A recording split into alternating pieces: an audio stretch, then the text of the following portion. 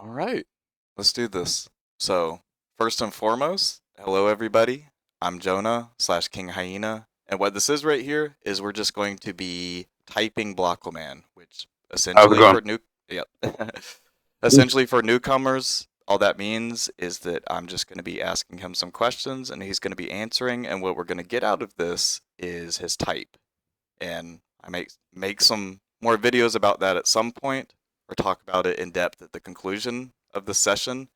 But essentially, I'm going to be asking questions, he's going to be answering, and we're going to find out more about his personality this way. Does that sound fun, Blaquaman? How's it Blaquaman? going? Yeah. I Yep, was I'm just here. saying you're okay. Yep. Um, Let me double check this recording and everything. All right. Okay, so first and foremost, like I said, I was going to give a little bit of a disclaimer just because we want to try to keep this professional. So, of course, this isn't any sort of weird diagnosis thing or anything like that. And of course, there's always going to be a margin for error here. So, what I say is, it's not 100% the truth, but it's what I'm going to believe to be accurate. That makes sense to you? Sounds good. Yep, Okay. absolutely. And just you accept that there's always the possibility that I could go into this with any subconscious bias, and that is something to be accepted. And then on your end, there is always to be accepted that I am only going off of the answers you provide me, and just kind of my intuition there. So if you were to be dishonest or misleading, then the type that I arrive at for you will only be really indicative of that. Can we both agree to just try? I will try to be as bias free as possible, and you will try to be as honest as possible with your answers? Understood. Awesome, awesome, awesome. So let's do this. Okay. Let me organize this a little bit. That looks good. All right.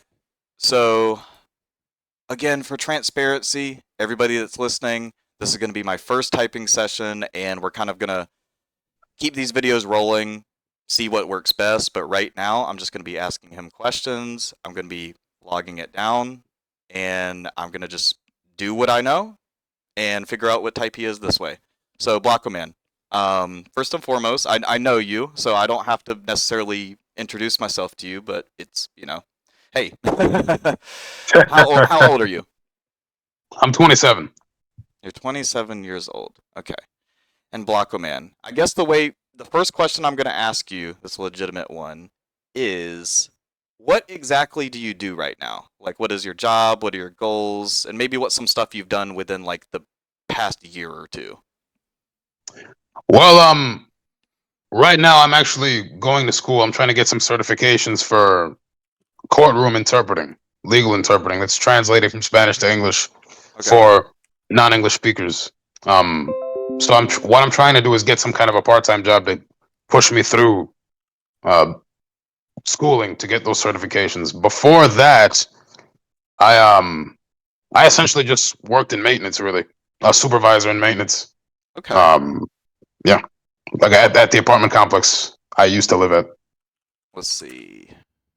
So you essentially what you're saying is you lived at this apartment complex and you also work maintenance here. Yeah, Okay. yeah, for a while.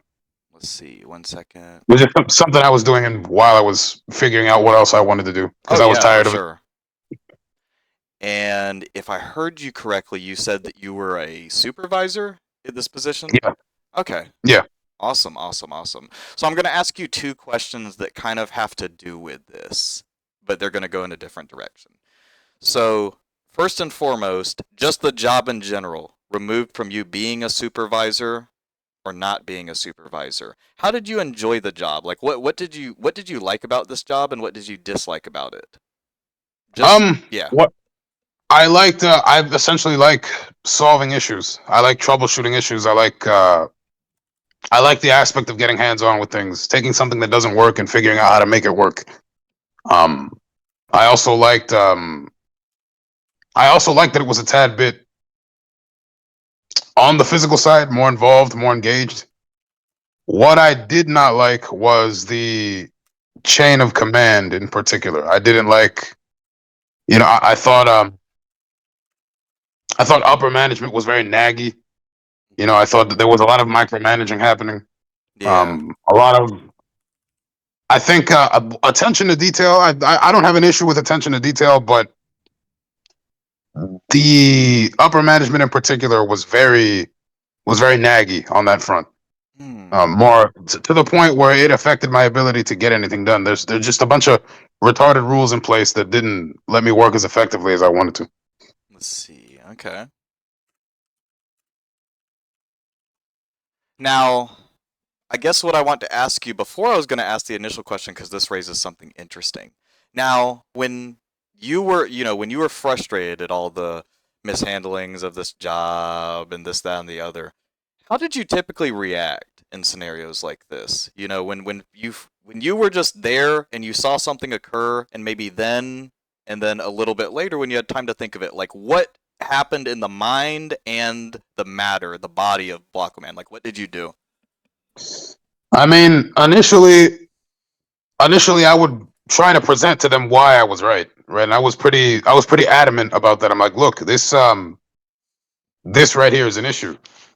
I mean, for example, um, we would have to order like certain parts for the equipment that would get damaged, Yeah. like a tool getting damaged, like a power saw and things of that nature. Because it wasn't just maintenance; it was other things around the property as well. A power saw, or it would be just any new tool we needed, right? So automatically, if one of your tools is damaged, that's going to hinder your ability to do the job. So that I think that should take priority. But no, uh, upper management came by, decided the fence needed to be painted, so the attention, a big deal would be made about the fence around the pool being painted, and I'm like, okay, sure, Yeah. fair enough, but we have an actual tool that we use on the regular that's down. Sure. Okay, and we're worried about a fence being painted. And Yeah. the fence is something that's going to be seen. Mm. It's going to be seen by everybody. I'm like, yes, but people would rather have their apartments working right. Um, Yes. and initially, I entered a lot of back and forths. Like I would, I'd get frustrated at them. But what I started doing is going okay, and then turning around and doing what I saw was beneficial anyhow. Yeah, yeah, okay. And then I turn around and just do what I thought I saw fit, and that created some friction, which eventually led me to leave. Okay. Um, but yeah, that was the long and the short of it. Okay, 1 second.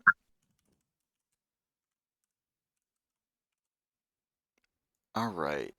So I guess the next thing I was going to ask you about that one thing, and perhaps we can move on to some other topics, is Yeah, when you were telling me that you felt as though this was essentially they were focusing on stuff that wasn't very important, and you were like, what the heck is going on?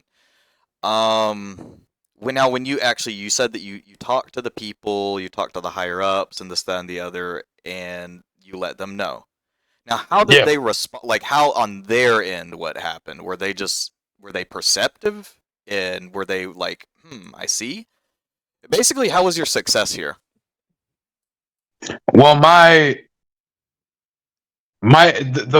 overall message would be, oh, okay, well, we understand, but upper management, we understand, but upper management, and it was just that over and over and over again. Okay. So I was successful in delivering my message. I was successful in explaining myself, but there were limits as far as I guess how it was received, how what upper management thought. So I just, eventually I figured it was time to move on. So that's how you went about that. You just kind of nailed the issue, and you just kind of literally told them that you don't think this is a good way to go about things. This doesn't make sense, and they met you with that answer, and that was just that. I mean, you I mean, kind no, of. I've made several pushes, right, Sure. and Yeah. to the point where I just said, fuck it, because if a problem needs to be fixed, and I'm talking to somebody who just doesn't get it, like my attention shifts from convincing the person who doesn't get it. My attention automatically shifts to solving the issue. So I just went and ordered the tools we needed anyhow. I would always put the supplies first. Like that's what needed to happen, right? So that's what I ended up doing. Hmm. Like I'll try to convince somebody. up to a point. But if they don't want to get with the program, I mean, they're just gonna get left off the boat. That's just it. They're just. I'm gonna turn my attention away from them. This is wasting my time. This is wasting my energy. I have an issue to solve, so I'm just gonna focus on the issue. Okay. Well, I mean, I can't fault you too much for handling it like that. That's probably a little similar to how I would have done it. But okay. So now you said you're trying to get your certification for the what was it? It was legal interpreting, you said, for non-native speakers?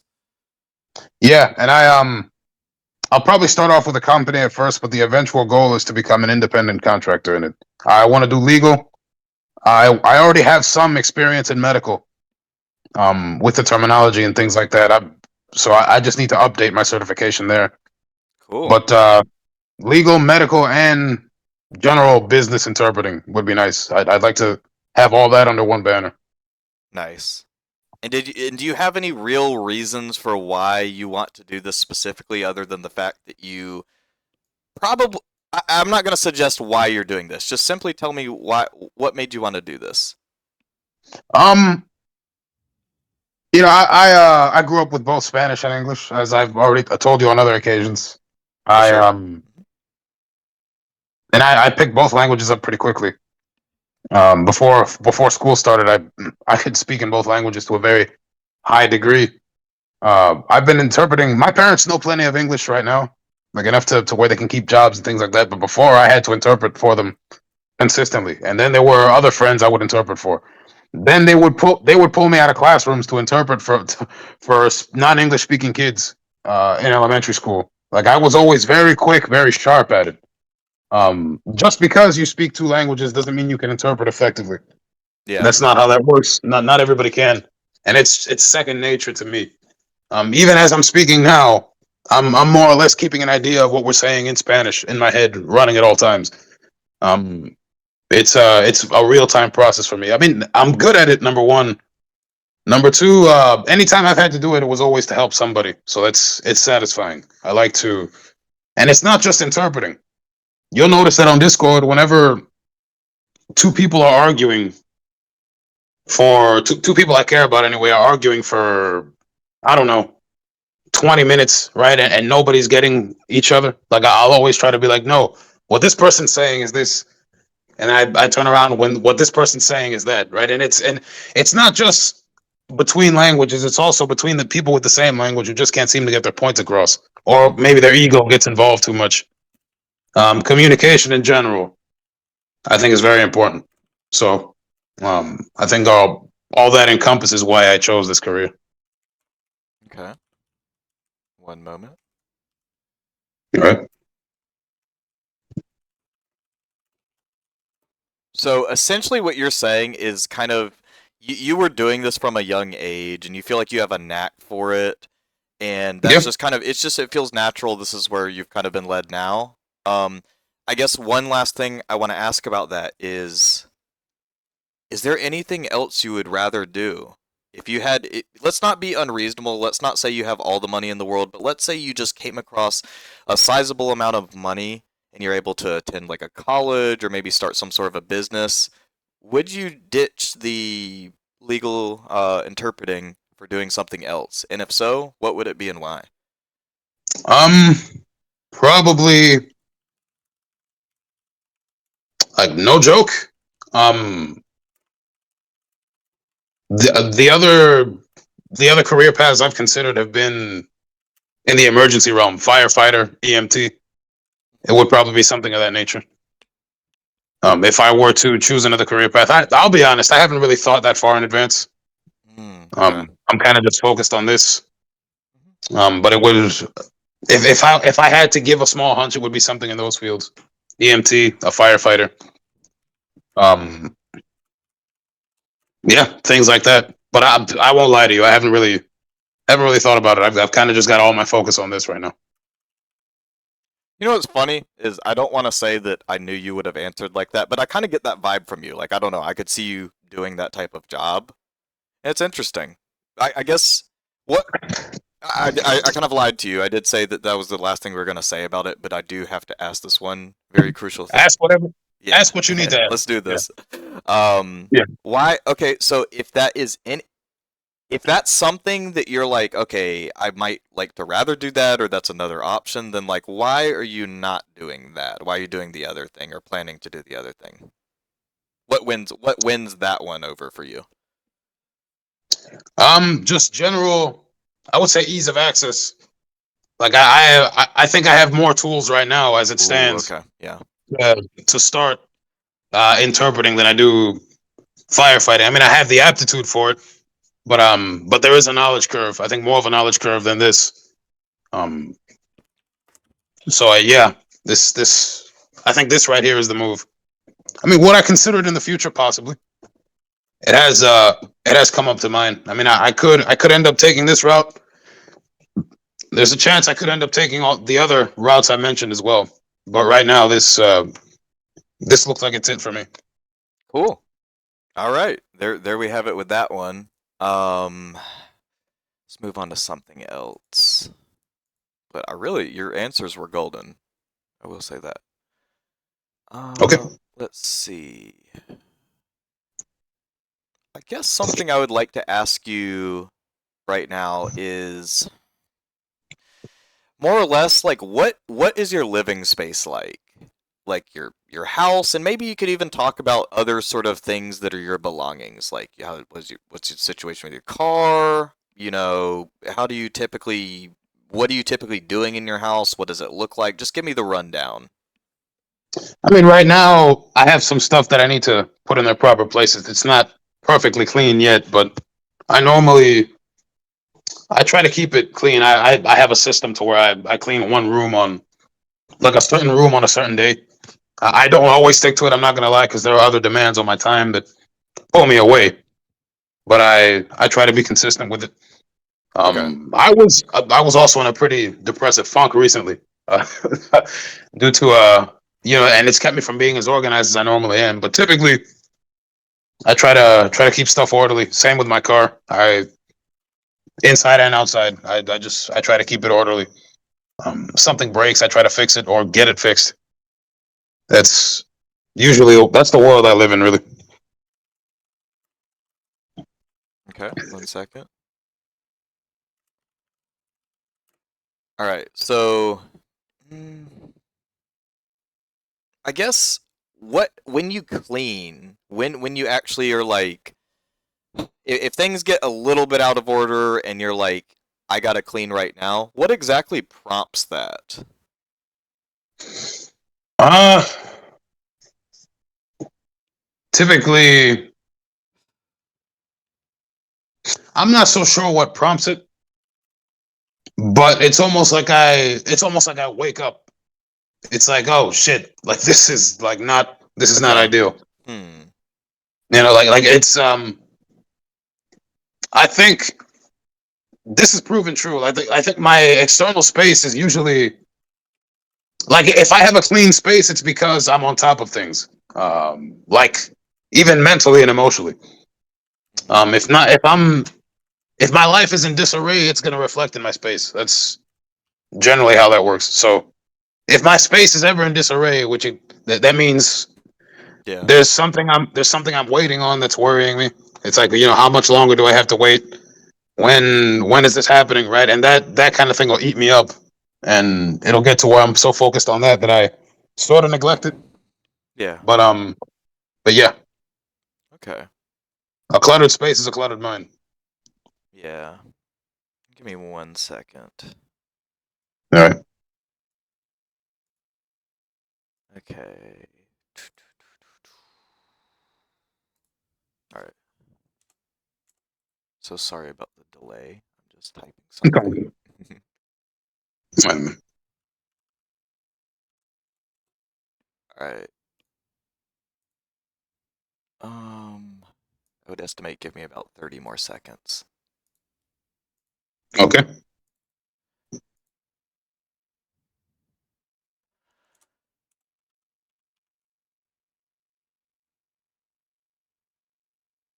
Okay. Let's see. One last thing.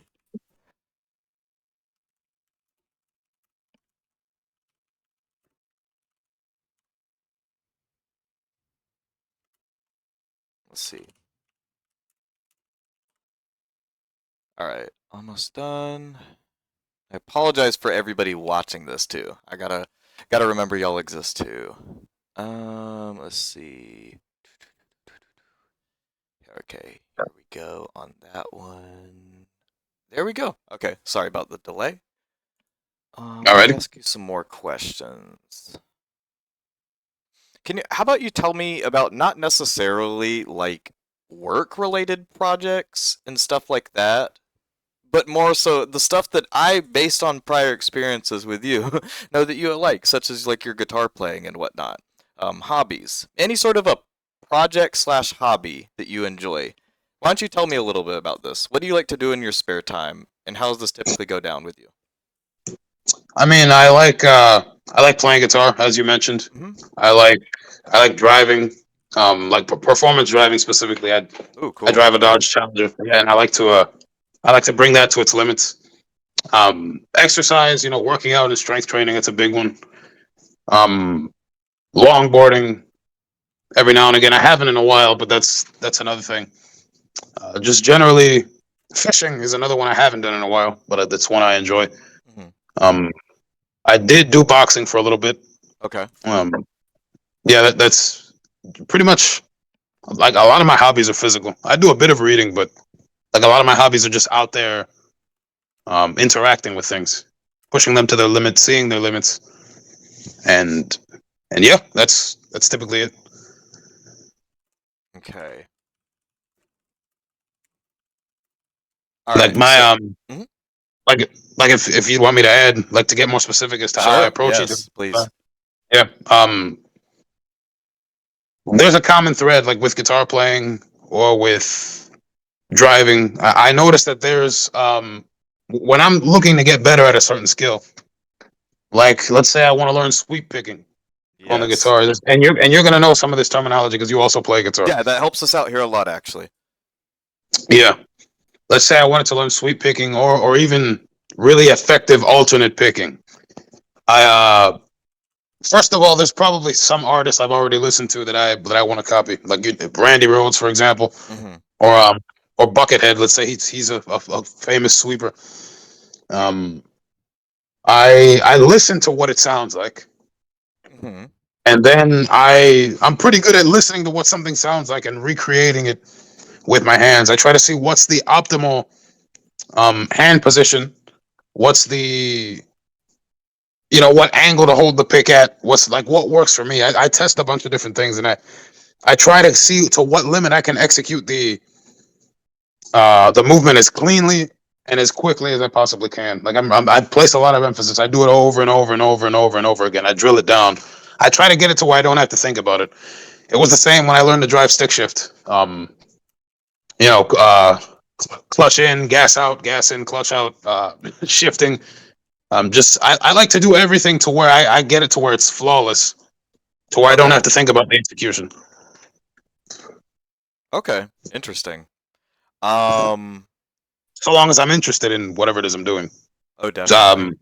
Like if I could speak about longboarding again, like it's I like whenever I'm carving as like a downhill. There's not a lot of hills in Florida, but on the few hills that I do run across, I used to I don't know. Whenever I came to take a turn, I would just like run off the board because of and then I realized I have to kind of squat down and like I sort of mentally weld myself to the board as if I were part of it. And then Hmm. I find the right ride height and things of that nature, and just sweep side to side. And if I imagine that I'm part of the board, I tend to ride it better. That's it. Okay. I was Yeah. because something that interesting that did come out of that, and I really do need to ask you this. Um, Hypothetical here. If you're trying to learn any sort of a technique on your guitar, and Yeah. let's say you're listening to the music and you're practicing or you're trying to emulate it and you're trying different like maybe different ways you hold the pick or different ways that you're fretting. Um, let's say you try three different approaches or maybe even five different approaches and it takes about like I don't know, 20 minutes of your time and you're just not getting it. It doesn't sound good. What do you do next? Um, I mean, that depends on how not good it sounds. Yeah, If I it's think can I clarify real quick? Because that was I think I yeah. do need to clarify the with that. I guess what I'm saying is, let's say on your fifth attempt, you say, okay, let's see if I get this, or maybe you're more confident. You're like, I'm gonna get this, and you try it, and it just you're trying to play along with the song, and it's just you're off tempo. Your hand feels clumsy. You're kind of I don't know if you are like that if you're playing something incorrectly, but just let's say you just you kind of have like brain fog, but of your hands here. Your fifth attempt fails like that, and you're just like, man, that sounds nothing like the song. What do you do next? Um, it. I guess I try to look for another source of info that may let me know something that this source I'm looking at uh doesn't grant me, and then maybe I'm just not Mm, yeah. yeah, maybe I'm just not seeing the picture. Let me look at it from another maybe another YouTuber. Maybe listen to another clip of the artist himself playing the melody, like in another video. I try to look at something that I may not have. I try to see if I spot something from another direction that I haven't seen before, like while I was playing, Yeah. and maybe and after, of course, after I've exhausted that, there may be a point where I move on to something else entirely. Hmm. But I try to adopt something else. Yeah. That makes sense. Give me 1 second. All right. So the last question I want to ask you regarding your hobbies is kind of one that I would consider fun at least. It's going to kind of put you on the spot a little bit. So I listed out all the hobbies that you gave me at least. You said guitar playing, performance driving, working out, longboarding, fishing occasionally, boxing you used to do, uh, Yeah. do some reading. Let's say I'm originally I was going to let you pick three of these, but now I'm going to do two. If you had to pick two of these things to keep in your life, the rest of these either you would never do again or you become clumsily poor at this stuff. Which of these two things that I just listed from you for you would you keep in your life and be able to still do well slash enjoy? Well, I'm not gonna stop working out. Okay, It's plays such an important role in my life. cool. Um, Yeah. energy management and things like that. And it's just overall better when I do. Now, ooh, to decide between guitar and performance driving, that would It's be the other a two. good thing I chose two then instead of three. Yeah. Yeah. Oh yeah. Because For me at least to make it more of an interesting question, but go on. yeah. Gee, if you would have asked me this question, if you would have asked me this question 2 years ago, I would have said guitar instantly. Um, but right now, I'm gonna lean into performance driving. Okay. Interesting. And do you have any Yeah. reasons for why? I mean, you gave me your reasoning for the working out one. You said that one's just a given. But Yeah. the performance driving versus guitar, you chose performance driving. Why that one over guitar right now? I think I don't know. These days I like things that I can interact with in a very visceral sort of way, in a very much a physical like way. Like driving is thrilling. Like even before I had a relatively fast vehicle, I've always associated driving with freedom. Hmm. Just getting in and going places and discovering new things, and getting into races and competitions. Um, Even if it's just myself, even if I'm protecting some kind of a driving technique like drifting or power sliding or things like that, they're taking lines a certain way, like things that require my attention in a way to where I have to be skillful in movement. Like I just enjoy them, and I think driving offers that. It's one of the reasons I even like playing guitar in the first place. Like I like to be able to execute movement gracefully and efficiently. Hmm. So yeah, um, it would be those like a potential third would be guitar, of course, but uh, it'd be working out and then performance driving, definitely. Okay.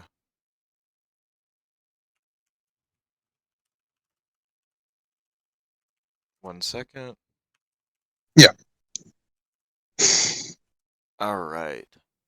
So believe it or not, I mean, I don't want to tell you how much each question, means and doesn't mean and like the answers you give, but that was such a good answer. Honestly, that tells me a lot and that gives me I think that's my first like lean right now. I was just kind of taking it in, but I have a little bit of a lean based on that.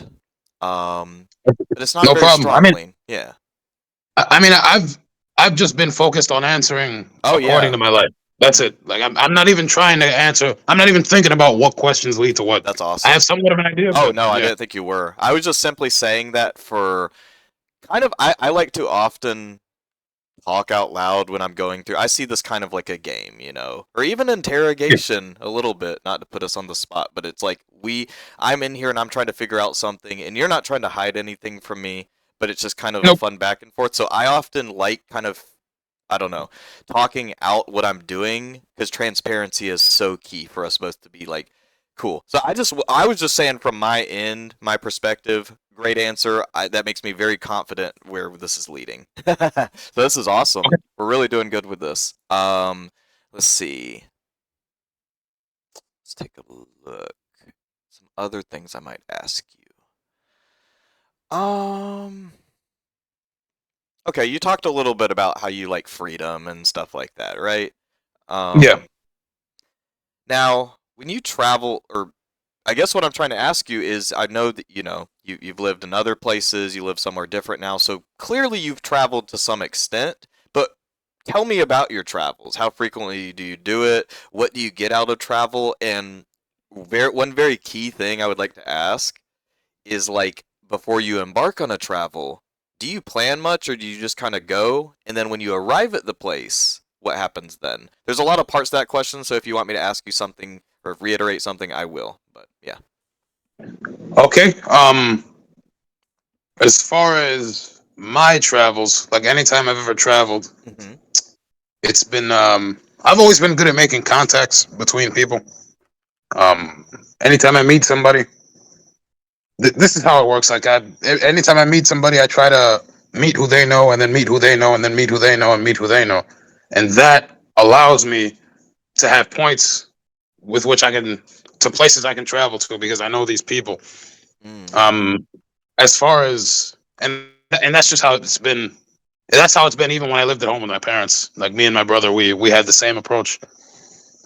We become really well known in places and areas just by virtue of then expanding and getting to know people, and then the people we really liked, we spent the most time with. But eventually, you end up when you do it that way, you end up knowing a person for just about everything. Um, so uh, let's say because we were living in Columbia County at the time.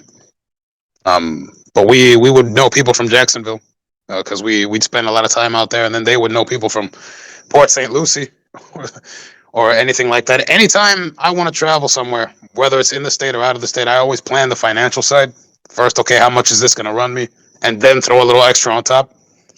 Um, After that, it's just a matter of touching base with whoever I'm traveling to, and then like, okay, um, what are we going to do while we're out there? Like, oh, we're gonna go watch this movie, or we're gonna go to this amusement park, or we're gonna go do this activity. We're gonna hunt at this place. We're gonna go to this shooting range. I cover all that. I don't get too invested in that part. Hmm. Most of the planning happens in the on the financial side. Yeah. The rest of it Okay. happens once I touch down wherever I'm traveling. And you said the rest of it happens whenever you finally get to where you're going. Yeah, Um, I try to develop some idea what we're gonna be doing, but um, like I'm also worried about that once I get there. okay. Yeah. Um, So I'm sorry, I'm just to make sure I'm following and understanding correctly. You're saying that whenever you get to these places, like, are you saying that the before you go there, that's when you're kind of do most of the planning and financial, or you're saying that when you arrive there, it's more structured and planned like that? No, no, I'm quite the opposite. Like I would not go somewhere without financially planning it. Okay, so Like that's I guess first what and foremost. Sorry, Go ahead. I just before I forget, I was okay. So that makes more sense. I guess what I'm asking is when you get to the place, then what happens? Like how do you conduct yourself? How do you plan or maybe not plan? Oh, when I get to the place, it's like, Hmm. okay, whose house am I staying at? And to be honest, I'm probably figuring out where I'm staying before I get there as well. Sure. But Okay. it's a matter of getting there. Where am I leaving my stuff? Um, yeah, where am I leaving my stuff? What time are we going to where we're going? It's this is all, of course, this is all stuff that was probably discussed beforehand, like I said. Yeah. But once you get somewhere, there's always little details that come up, or maybe changes in circumstances, and then I just try to figure out what I'm just I guess I'm just keeping my eyes open to see what changes. Yeah, and then work with that. What changes or what changes? What stays the same? Maybe I'm not staying at this person's place. Maybe I have to stay at their friend's place. All that is like nothing ever really goes 100% how you plan it. So um I kind of just keep my eyes open once I get to where I need to get. Okay. Give me 1 second. All right. I guess one last thing concerning travels here. Or I think I asked like another part to that question too, but I don't quite. I think that's kind of unnecessary to touch on that part. You pretty much gave me what I wanted to know out of that. But one last part of the travels is I guess what is a vacation or a travel that you've done that's really stuck out to you? Just like you can randomly or significantly pick out a travel that you've done or a vacation and tell me, just like kind of give me a summary. You can be as long and short with it as you want, but just kind of give it to me. Um, I would say, oh man, that one. That's a good one because two or three came to mind. But if I had to pick one, it would probably be. It would have to be Silva, North Carolina, around there. Like just being up there in a cabin in the mountains. Hmm. I mean, number one, it was the first time I had been to mountains anyhow. Um, Number two is the variety of things you can actually do in an area like that simply because of where it's located. Um, it felt like life on a new perspective. See, I was the first time I started hitting some serious elevation, and I looked to the side and see a cliff face below me. I was like, it was unlike anything I was Yeah. like, whoa, right? I actually, I've actually seen a bald eagle from above. Like that's how high up we were. I'm like, oh, shit, that's new. It was a bit scary, Hmm. at first, but before we knew it, we were hiking up in the mountains, just uh, taking in some sights. We done a little exercise out there. Just done some running. I got a chance to do a bit of longboarding up there as well. I'm like, that's where it happens for real, up in the mountains.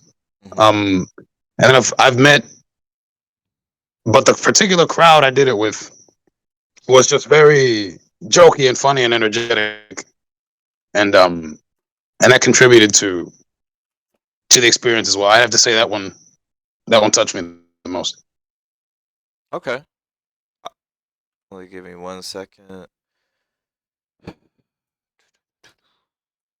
All right. And I guess if I really enjoyed your detailing of that. You kept it pretty short, but I got a lot from that. So would you care to give another? You could give another travel if you'd like. I got enough out of that one to move on, but if you want to give another one, I'm all ears. There was another one that stood out to me, but for a different reason. Not Ooh, I like because it that. was Yeah. not because it was very far away, Hmm. but there's this one guy. His name is Mikey. Um, that I've made friends with and Yeah. I've really connected with on this trip. Um, I've met Mikey. I met Mikey through his sister. I've known him. I've known her longer than I've known him. But we both, we both just touched base. He was like, "Hey, listen, I would like for somebody to come with me to Ocala to visit this friend of mine. He's got this pool. He's got all this space. He's got this and that. and we had for about 2 weeks we had done nothing but just activities together and like working out and things of that nature. But in 2 weeks we became like brothers. Right, we were talking about our past. We have we both came from houses that weren't really managed the way they should be. Um, we had similar situations, um, almost fist fighting our dads and things like that. Just we had just been through a bunch of like fucked up shit, a lot of the same fucked up shit, and it was crazy. Uh, like I think that's the quickest I ever got close to anybody, Hmm. and we're still like brothers to this day. Like it was pretty militaristic. We had set it up like we like every day we'd get up, we'd like do like 200 push-ups in the morning, and then like swim back and forth across the pool like several. It was like we and then we would read a bunch of interesting material, like historical material and things of that nature. It was really, just the bond we created was insane. There was a lot of activity, but I had to note, like I can't get over how quick we bonded during that time. And then we'd go out and hang out with the friends of the owner of the place we were staying at, and it just it was just funny moment after funny moment. I would say so. Um, yeah, I mean, there's a lot more I could say, but it's it was surprisingly it's more on the personal front, like you know what I mean. Hmm. So I'm not sure if any of what I'm saying is making sense. I'm not that That good at made so much sharing. sense. Yeah, I was just kind of Yeah, being quiet, letting you talk, and I was typing. All yeah. right, cool. Some more questions. Move off the travel stuff. Alrighty, my man. Let's see. I guess you know what's a good one we could talk about? What are some things that just straight up get on your nerves and why? Oh boy. Um, Things that straight up get on my nerves. Yes. Uh, just people that number one is people that obstruct what I'm trying to do. Obstructions, things that get in the way, things that take away from my time. I mean, normally I would be annoyed tonight, but I don't have to work tomorrow, so so waiting on the typing session wasn't a problem. Yeah. Um, and I have just generally things that get in the way. Um, like slow walkers, slow drivers. You'll hear me curse at other drivers while I'm driving on Discord sometimes. Um, just I have small examples and I have larger examples. Mhm. Um, so generally, like when I'm driving and like somebody's walking in a parking lot, and they're walking like right across the parking lot as if they had a license plate on their ass or something. I just rev my engine and honk my horn to get them to get out of the way. Like Yeah. so somebody on I-75 is like doing 60 on the highway. Like I get behind them in like sidewind, side to side, so they move out of the lane, and it typically works. I know where to get people to move.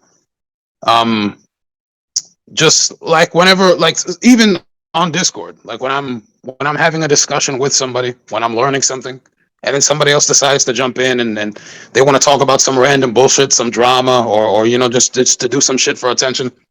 Like I'll get pissed off at that. Um, let's see other things that annoy me. Generally, whiny people annoy me. Whiny people annoy me very much. I don't mind helping somebody and giving them advice on whatever they're complaining about. Whatever they're complaining about, I'll try to offer some practical advice to get them going.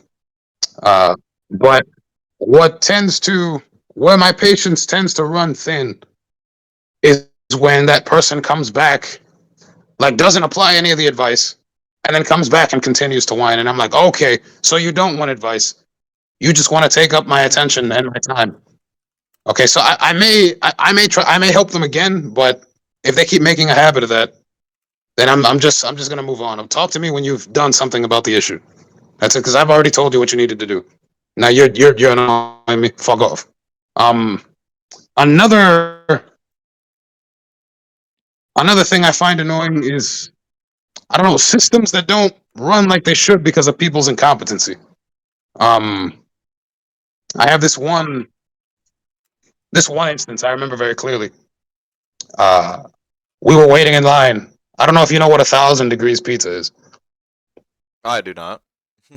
Well, it's basically like a Subway, but you put your own pizza together instead of a sub. Um, Interesting. Okay. yeah. So I was this was around the Christmas season. I was in Columbia County at the time. I was waiting in line, and the line was long as you can imagine because of the season. So me and my brother were in line, and by the time we get to order, right, we order, we're sitting down. Normally, it takes like because like the pizza's assembled in front of your eyes, and then it takes I don't know maybe 6 or 7 minutes in this like huge 1,000 degree like brick oven. It just lights your pizza up and gets it ready. Um, but we're like, okay, it's been 10 minutes, it's been 15 minutes. I'm like, wait, this is like something's wrong here. So we tell them. So I walk up and tell them like, hey, what happened with our order? Like, this is taking normally longer than it normally takes. And then they did some discussing, and it turns out somebody had given our order to somebody else. Because the orders were similar. And I'm like, okay, that's fine. But then what they proceeded to do, I wasn't cool with. They were like, um, well, they've already paid for theirs, so you're gonna have to go to the back of the line. I said, back of the line, my ass. I've waited half an hour. Yeah. And it's longer than longer than normal line already, right? And you're telling me you gave me my order to somebody else, and I have to go to the back of the line because of my incompetence. I said, no, I want another pizza yesterday, yesterday, right? And everybody, like, I don't know. I wasn't really paying too much attention, but my brother is like, my brother said the room went silent. I didn't say much. My brother said the room went silent and everybody was looking like the dude. What the hell? I'm like, and I'm not sorry about it because okay, accidents happen. It's fine, but no, you're gonna inconvenience me further because of an accident you did, like because of your fuck up, right? I just thought, the audacity. Yeah. Um, yeah, and I've always, yeah, those things piss me off. A lack of accountability, incompetency. Well, accidents happen, but just be an adult about it. Just own up to your mistake, fix it. Do what you need to do because I've already waited in that line, right? And now you're gonna make me wait even further because of something you did, not something I did, something you did, and I've already given you my money. So no, that I didn't like that very much at all. Okay. One moment.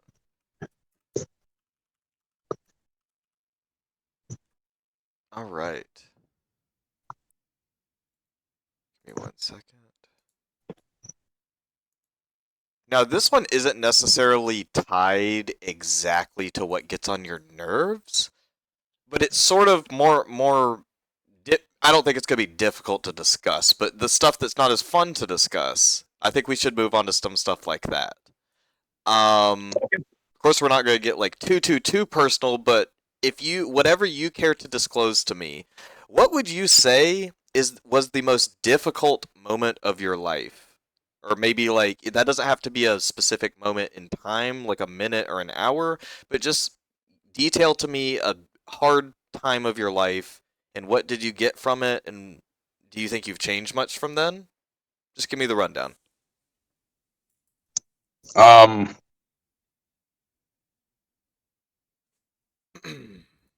I haven't had I don't think I've had moments where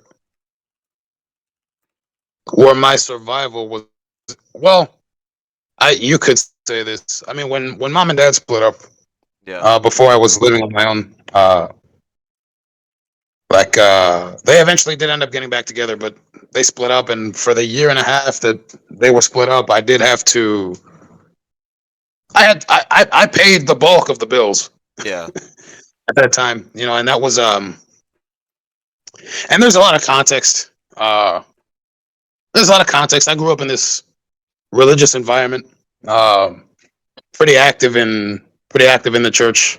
I had responsibilities. I had uh, I had earned a certain reputation, right? I grew up with a certain work ethic. Um, some drama happened, caused my parents to split up. Uh, betrayals and shit like that. So I'm basically exiled from the kingdom I was well known in. Uh, and now as somebody who's been exiled, it's and somebody rather young, with my first job, I was doing glass repair. Um, I was able to maintain, my mother and my brother, like until she got her job, and then things got easier. Yeah. But for like the first year or so, I ended up having to, work to pay bills and things of that nature. Taking care of my family, and it was difficult for several reasons.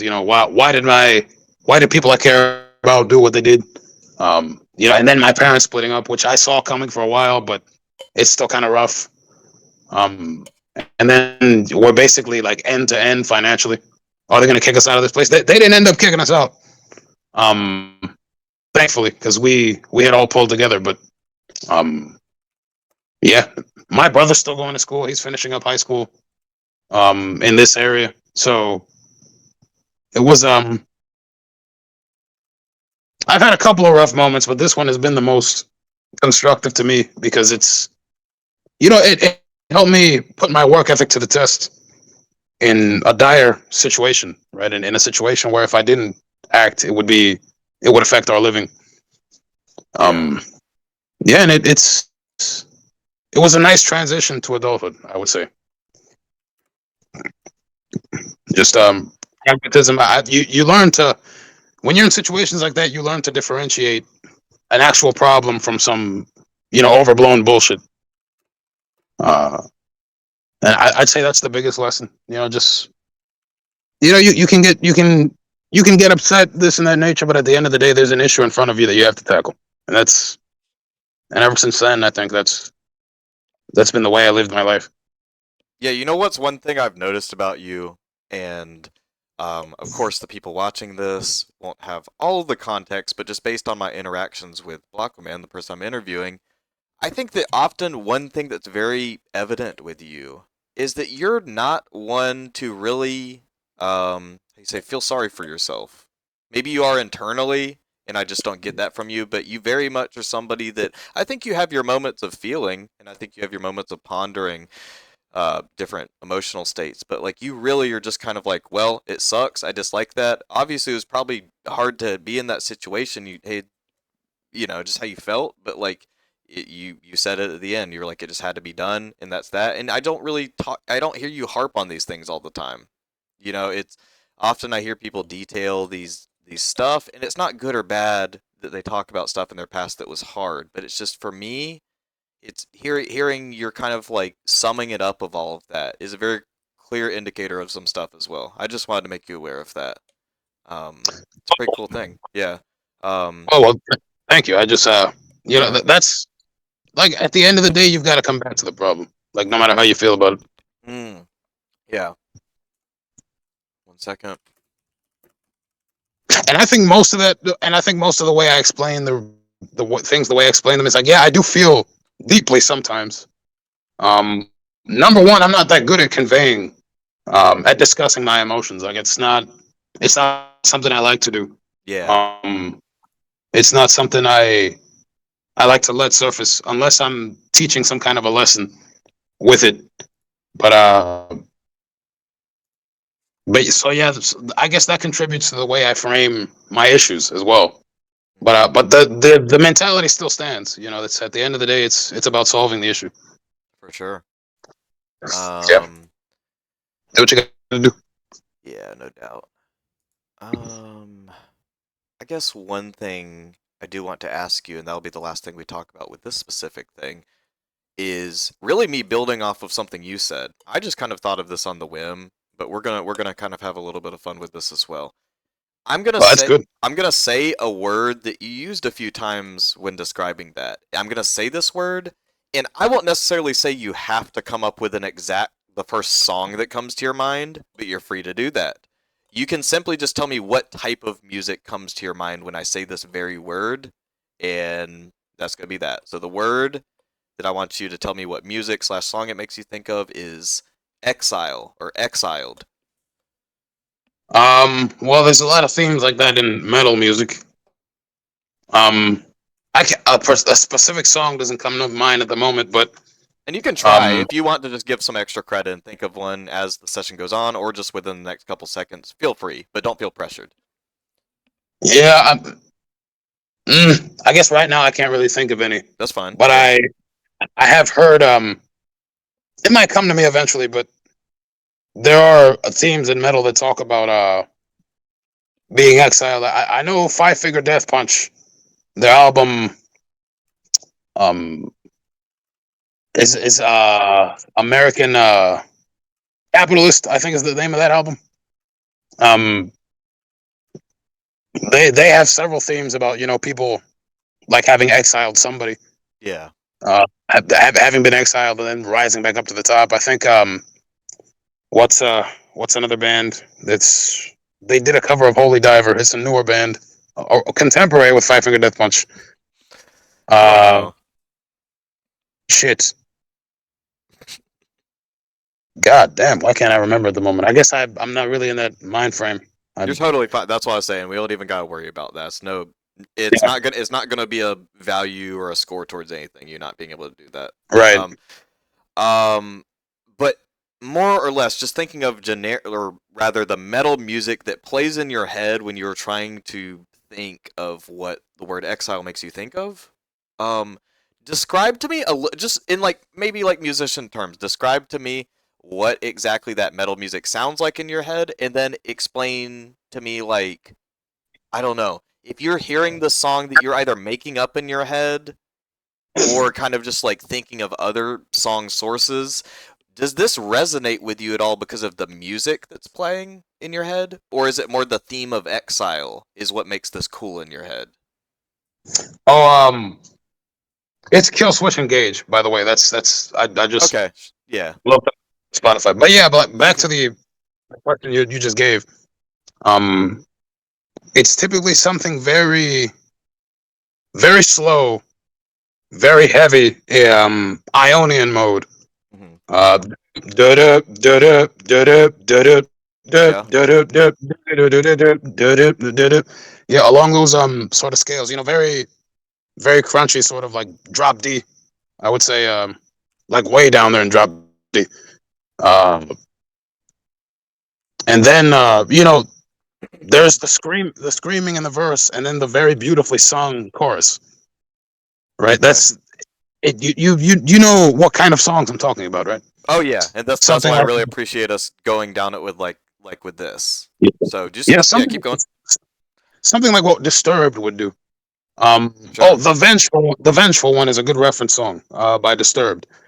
Um, right, this it's he's got his moments where he's growling and things of that nature, and then he gets to the chorus or the pre-chorus, and he's just very very beautiful, very like high pitched vocals, and then the music sort of calms down and gets softer, and then it comes back in with a like a very heavy riff for the chorus. You know, that's the sort of music it's heavy, right? But it's elevated. It has this elegance to it. It's got these moments of like expansive, like floating sort of vibe. Mhm. And like those kinds of songs they energize me. Okay, Like so essentially, yeah, because that's kind go of ahead. where I was gonna lead in with that. I hate to cut you off, but I was just gonna say real quick with you tied that with Exile, that specific song, and the kind of how it sounds.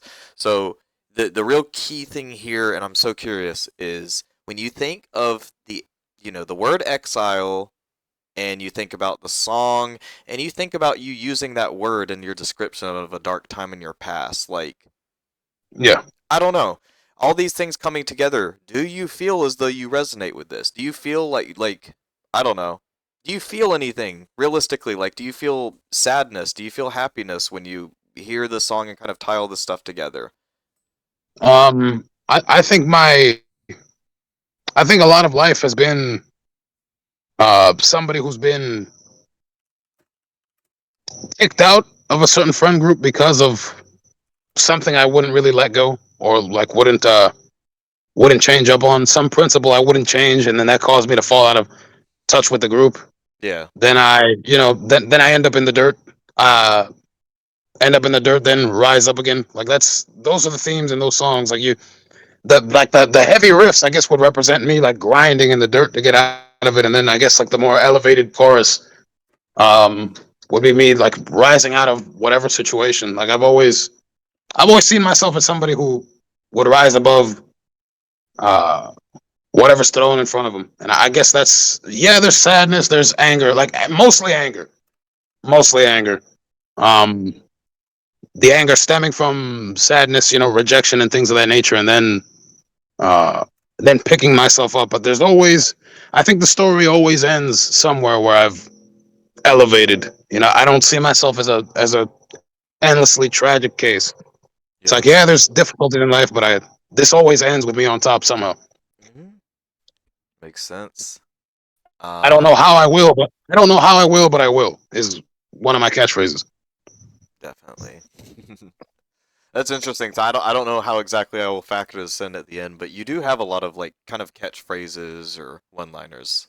Something to note here as well for everybody listening. I just, because I, I think this is cool to talk both with him and then everybody listening to kind of, take that into consideration. We can notice things, but they might not play that much into the actual type, but they could, and that's why it's good to keep on asking these questions. Anyway, Fair are enough. you religious?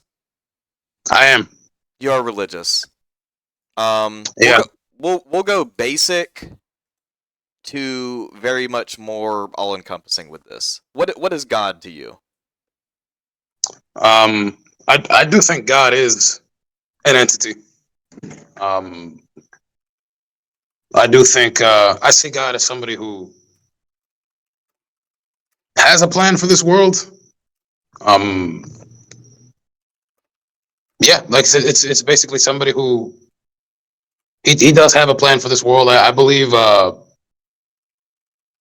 like all these mechanisms that science has discovered. I don't see science as divorced from the belief in a God. I think the reason all these mechanisms in the world work so efficiently is because there had to be uh, like this eternal, a blacksmith, an engineer, an artist, what have you, to slap them together.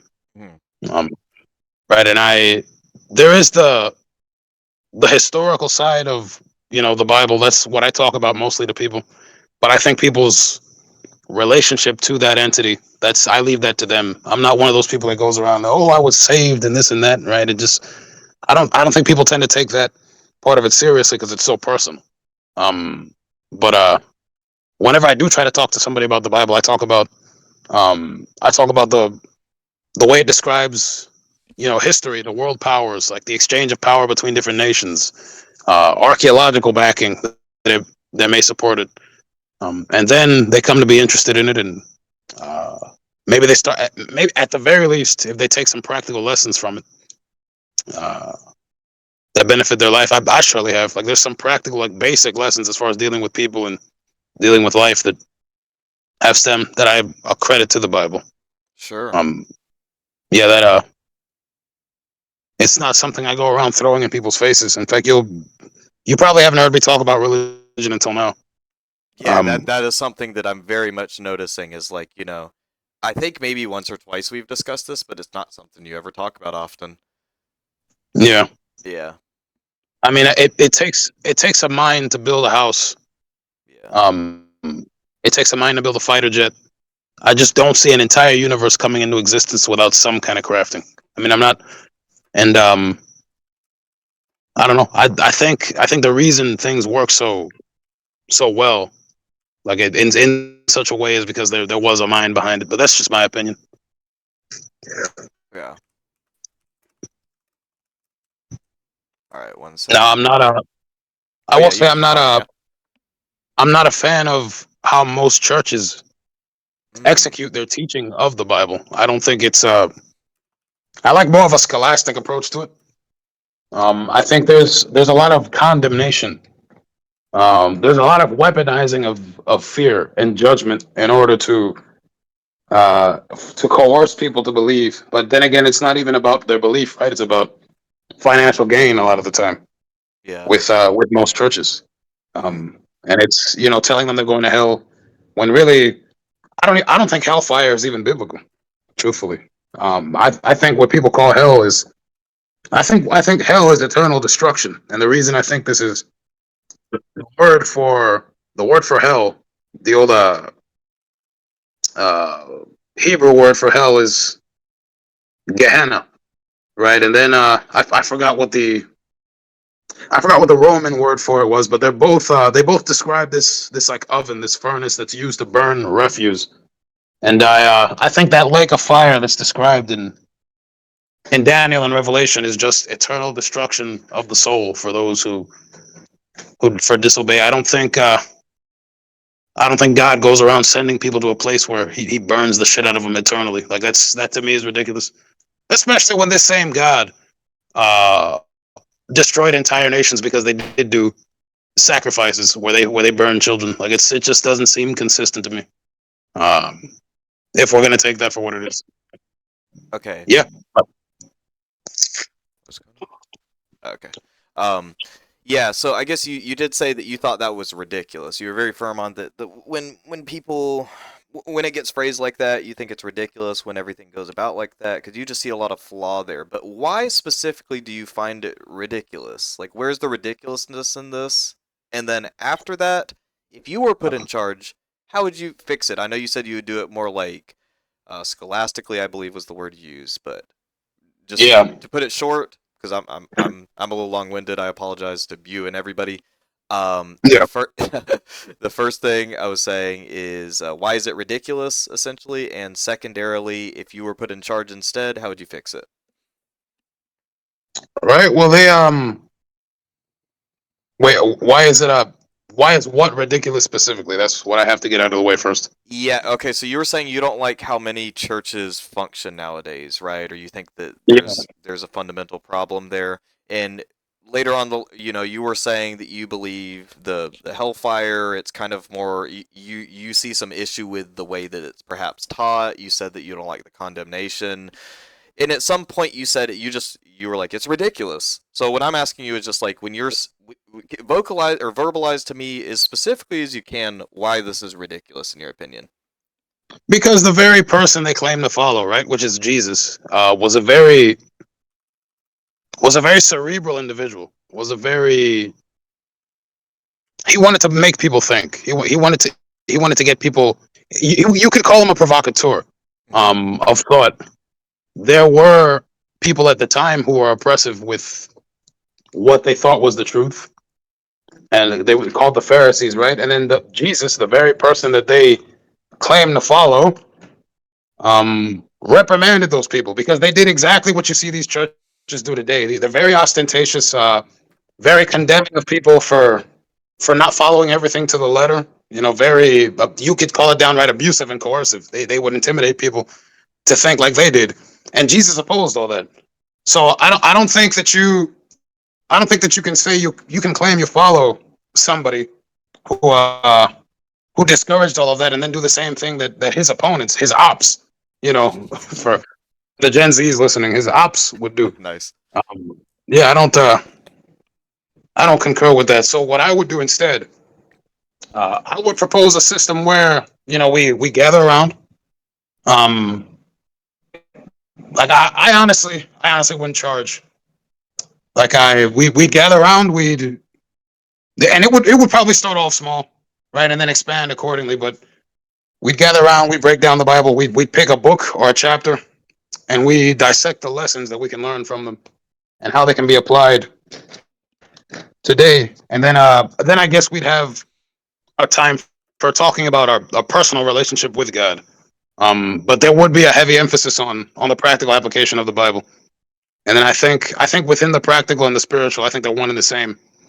Because if you see how this info is benefiting you in life, I think it opens up for you to create your personal relationship. You start seeing things. You start being guided. When people talk about, I don't think when somebody talks about being, inspired with the Holy Spirit, I don't think it's getting up and talking gibberish in front of a mic. I don't think it's I don't think it's getting up and jumping up and then talking gibberish and throwing yourself on the ground and all this jumping up and down and all this other, like, quite frankly, bullshit. I think it's exactly what Jesus did. You go around, you talk about why this makes sense, you talk about why this is good for your life, why it'll lead you to a better quality of life, and why it would connect you. I think the personal angle of it, I think that has to be discovered by every individual. It shouldn't be pushed.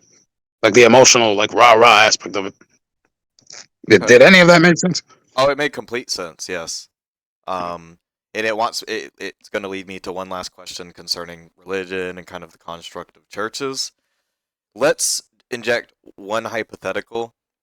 I'm not going to try to do too many hypotheticals throughout this, or just in general, but with this one, I think that based on the way that you are and the fact that you've detailed to me, you've had a lot of real world experiences where you're not afraid to kind of like say your mind or really just do what you would actually do, not be scared to be outspoken. What I'm going to ask is, let's say you were kind of the head of this new revitalized church, or maybe you're leading like a Bible study class. I don't know. But let's say you were Yeah. somebody that had some position of authority here, and there is a kid that's engaging in Bible study here, something like that, and then he is just very, very obviously spoiled and just starts like completely disregarding everything you're saying. Not just in regards to Bible talk, but like let's say you're trying to talk about something with the Bible or discuss something along the lines of this, and then he's just screaming, he's saying really weird, obscene stuff. Like, how do you deal with this initially? Let's say that he's being a pretty noticeable issue for you and the other children in the like room. Oh yeah, I mean, I don't. This doesn't have to be a hypothetical. That very thing has happened several times. Um, yeah, like Okay. it wasn't my operation, but it was I did, on behalf of the church, go do a bit of public speaking in prisons for a while, just 100% Yeah. volunteer work. I wouldn't think of charging for this, or it would be just another job. Sure. Um, but yeah, like I've had some people. I'm somebody who invites debate on the Bible. Yeah. Um, yeah, because it's something Jesus conducted in. Like I inform myself as much as I can. If I can't answer a question, I will get back to that person. I always do. In order to, to justify an explanation I've been giving, or Yeah. what scriptural backing I have for believing what I believe. And I've always been able to resolve issues of that nature. But and that's another thing. That's another issue I have with this with churches today. Is like any question you may have. Oh, you lack faith. You're going to hell. Anytime you ask a question, oh, you can't question what's being said, or you're going to hell. I don't believe in that either. Um, I think if people bother to question something, I mean, yeah, they could be trying to bring me down, but a lot of the time, even if they are trying to bring me down, when they see that I have a backing for what I believe, they tend to respect that, Yeah. even though they may not agree. So I think if you're gonna get into something like this, you need to make it yours. You can't just blindly follow. Um, I mean, there was somebody, doubting Thomas in the Bible, like somebody who basically interrogated Jesus on questions because he wanted to see Jesus in the flesh. Like he wanted to know all the answers. He's like, I'm skeptical. And Jesus said, okay, that's good. You're skeptical. You're not just going to be led by anybody to come up and say they're this or they're that. You're making the truth yours. You're making the faith yours. Like, and that's what I would encourage people to do, even if they were being rambunctious. I would let them know that there is uh, an important exchange of information occurring here, right? So, and you will have your opportunity to debate. Like, cause I'm not just gonna let the whole thing go into disarray. Like, I don't like disarray, but but I won't just condemn him to hell or just brush him off. Like, he's got questions. I'll answer them to the best of my ability. Okay. So with that answer, I'm gonna say honestly, when I said unruly, what I was more so meaning is like, let's say this kid rather is not even I guess let me rephrase. Your answer to that honestly gave me everything I needed to know, and I like the way that you approached that better than what I initially intended. But I do just want to ask this just to kind of sum up this question. Let's say the kid, instead of like, trying to debate you about the Bible or doing anything like this, being unruly in that way, let's say he's being like unruly in a way that would look unruly behaving in a store or a classroom. Like, let's say he's throwing stuff, pushing kids down, just being an absolute menace when you and the kids are trying to talk about the Bible. Like, if this kid needs to be disciplined, I guess what is your disciplinary style is a more like easy hypothetical or just question, really. Like I would tell this person to, I would explain to them that that this is an organized event. Like we're here to learn. Like, and that I would let them know they're being disruptive, and I will put them out if I have to. But I will talk to them aside, right? Eventually, and and ask them, hey, is there any reason for your behavior? Because this is like this came out of nowhere. There's no logical trend to what you're doing. This makes no sense. Is there something in your life? What's going on here, buddy? Talk to me. Is there something in your life, like like what made you behave this way? I try to get to the bottom of why that person's behaving this way, and then let them know that it's not cool. Obviously, you can't just come in here and cause all this disarray. In the moment, I do what I had to do. If I had to remove him in the moment, sure. If I had to dismiss him, if I had to, just chastise him in front of everybody, yeah, I will. In a way that's, I would put the fire out for sure. But then after I put the fire out, I try to, I try to get a bit more personal as to what's going on with this person. Okay. Um, yeah. I see. I see. All right. One moment. Hmm. One moment. I guess other than religion, is there any other sort of like values or philosophies that are very near and dear to you? Perhaps the way in which you treat people, perhaps the way in which you carry yourself. Um, Like maybe I some wouldn't call, mantras or stuff like that. Yeah, let's hear it. yeah, I wouldn't call those philosophies. Well, I guess you could call them philosophies in a sense. I this is, I mean, a lot of this does come from the Bible, but even outside of it, I try to I try to create win-win situations for people. Really, I go around making connections in a way that, like whenever I deem somebody trustworthy, I go around making connections in a way that puts me in a good place, puts them in a good place. Jonah. Uh, hey, Oh, Buttons, what's up? hey buttons. Typing session. I'm gonna mute you. But Anyway, I apologize to everybody. Um, yeah, continue your answer. no, it's fine. He didn't know. Yeah. Um, but yeah, uh, yeah, I try to create these win-wins with people. Is one way of interacting. They get something, I get something.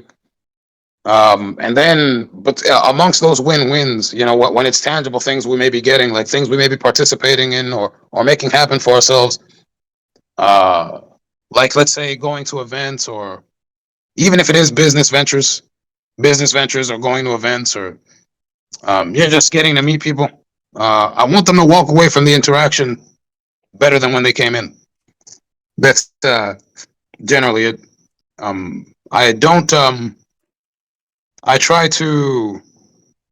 I had a certain train of thought, but I'll just ditch it and come back to it. That's totally fine. I'll move on. I'll move on to the next one. Now I do. Now this sounds very jolly.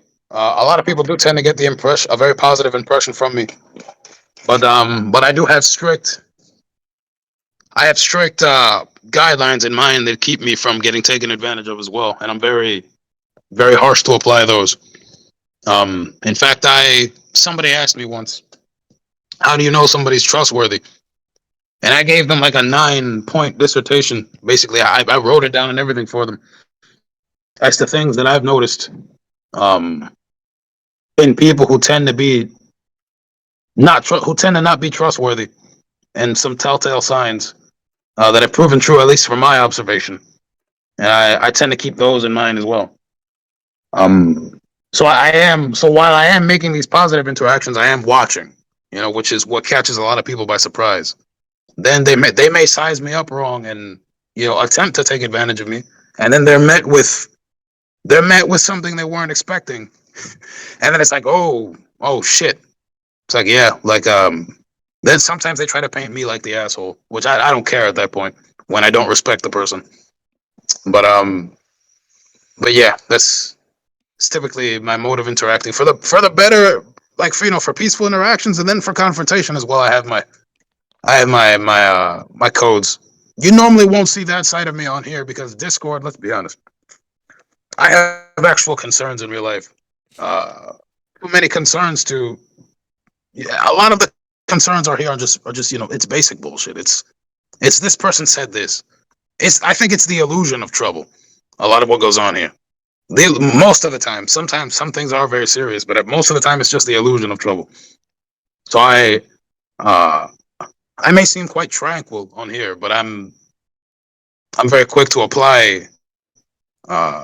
to apply the adequate procedure to either cut somebody off or put them in their place or wherever. I'm not opposed to that at all. Um. Oh, another thing. I've We were talking about main character syndrome earlier. That is About correct. Yes. Yeah, and I did see myself as the main character in the anime or movie or what have you for a long time. Hmm. But these days I don't really picture myself as the main character anymore. I go straight to the mentor, to the main character. Like I'm looking for that lump of coal that wants to become a diamond, right? And I try to teach them, or I give them advice or to contribute on how they can become that diamond they want to become. Uh, so yeah, that's another way I operate from people. From a point of teaching them. Whenever they express they have a certain goal, I ask them, hey, what do you plan on doing about it? And then maybe I offer a little bit of advice there. I don't. And if they can, if somebody says they can't do something, I like to make them leave feeling like, oh, okay, maybe I can. Like, this isn't impossible. Like, this was scary at first, but I can tackle it. And I think practical, actionable steps combined with certain mindsets, certain frames of mind, um, helps help somebody gain that confidence. Yeah. Because it's something I had when I was a kid. Like I've had mentors. My father wasn't the best example. I'm gonna be honest, but I did have other mentors that were really good in that domain as far as their example and their action and their word. So I try to be that for other people. And if you're comfortable discussing this real quick, why would you not say your dad was the best role model or mentor? I mean, as far as working, I mean he was a super hard worker. Like that, I will say. I wouldn't say I gained nothing from For watching my sure. father's example. He's a great worker, very willing to help people too. But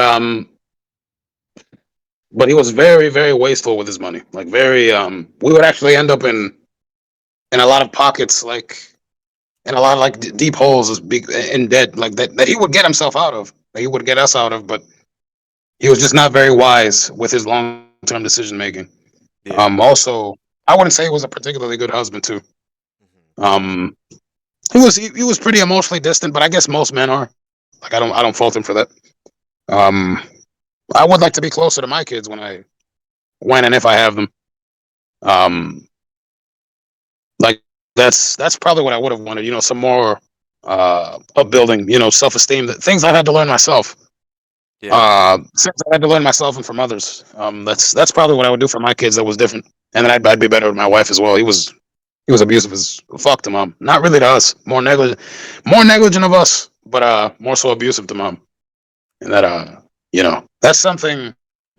Those are things I plan to correct in my family, and then my brother's plans to correct in his as well.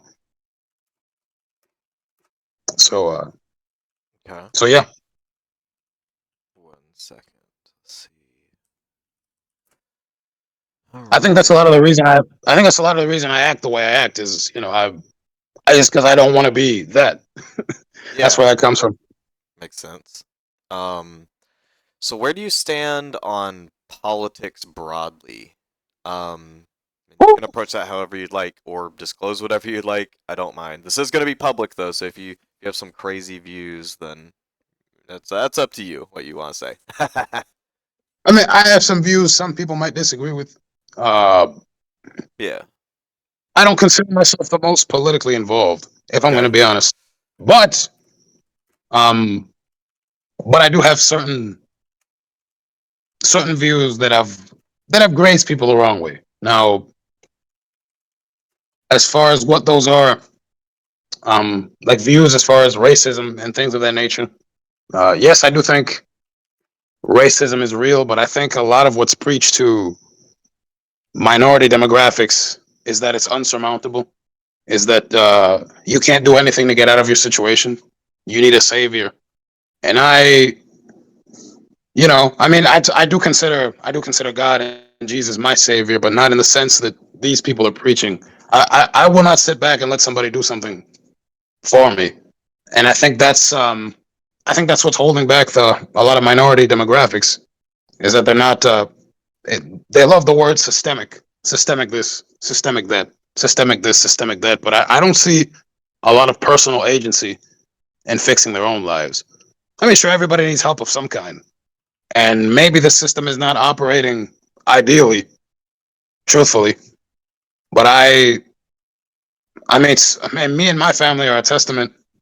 We're not rich by any means, but we're doing well.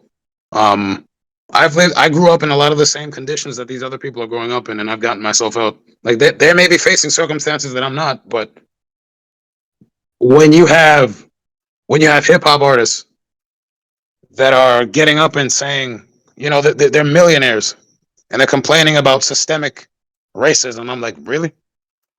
I mean, you're proof. You yourself are proof that racism is not so unsurmountable an obstacle Yeah, that you can't make something out of your situation. So why are you telling the people? But instead of telling people how you did it, instead of telling people the secret, what they can do in their lives, why don't you talk about that? Why don't you talk about that instead of telling them they should feel sorry for themselves? for Okay, sure. well, why don't you do some of that? Like, see, and this self pity that's being preached. I guess that would be my one overarching political um stance is that I don't like the self pity that's being preached. Uh I don't like the entitlement that's being preached. Just because I'm this skin color, I deserve this because of what somebody in my past has gone through. I don't. Um, it's like no, I won't have it. And anybody that tries to give it to me, I firmly oppose. Um, as far as and that goes for any sort of extreme sort of demographic that wants to be on a pedestal because everybody's talking about equality, but I think all these demographics are fighting for supremacy, not equality. If they were more honest about it, it would be one thing, but that's what it really is. Like the LGBTQ, for example. I'm not gonna involve myself in what people do. I have my beliefs as to who should marry who, but I don't hate anybody who decides to marry whoever they want to marry. Now, um, I notice I notice there's some aggressive stances as to no, for the most part, a lot of LGBTQ people are rather chill, but there's this encroaching sort of sense, this thing in the air, to whereas, people are forced to agree with it, right? Or forced to accept it. It's being I don't think it should be taught in schools, for example. Like sexuality should not be taught to children, period. That's my gripe with that movement. Hmm. Um so I don't like movements that need to be I don't like movements that expect to be treated like they can do no wrong when there are things that they're doing wrong. That includes Black Lives Matter. Um, that includes the police force itself. I'm pro cop. I'm just gonna say, yeah. I mean, call me a Interesting. race traitor. I'm pro cop. I do think there's a police force. I do think we need a police force that's making sure things are in order. But I do recognize I'm not one of those people that says, "Oh, the police can do no wrong." Like I do recognize there are things they're doing wrong. I think the standard should be raised. Um, for who gets to join. I think background checks. I think more money should be invested in background because right now anybody can join. Any Joe can join. I think background checks should be made more thoroughly. I think the standard should be raised, even for something like fitness. I think the standard should be raised like to the degree of the military as far as who gets to join and who doesn't get to join. You know, character assessment. Who's here to do their job versus who's here to gain power to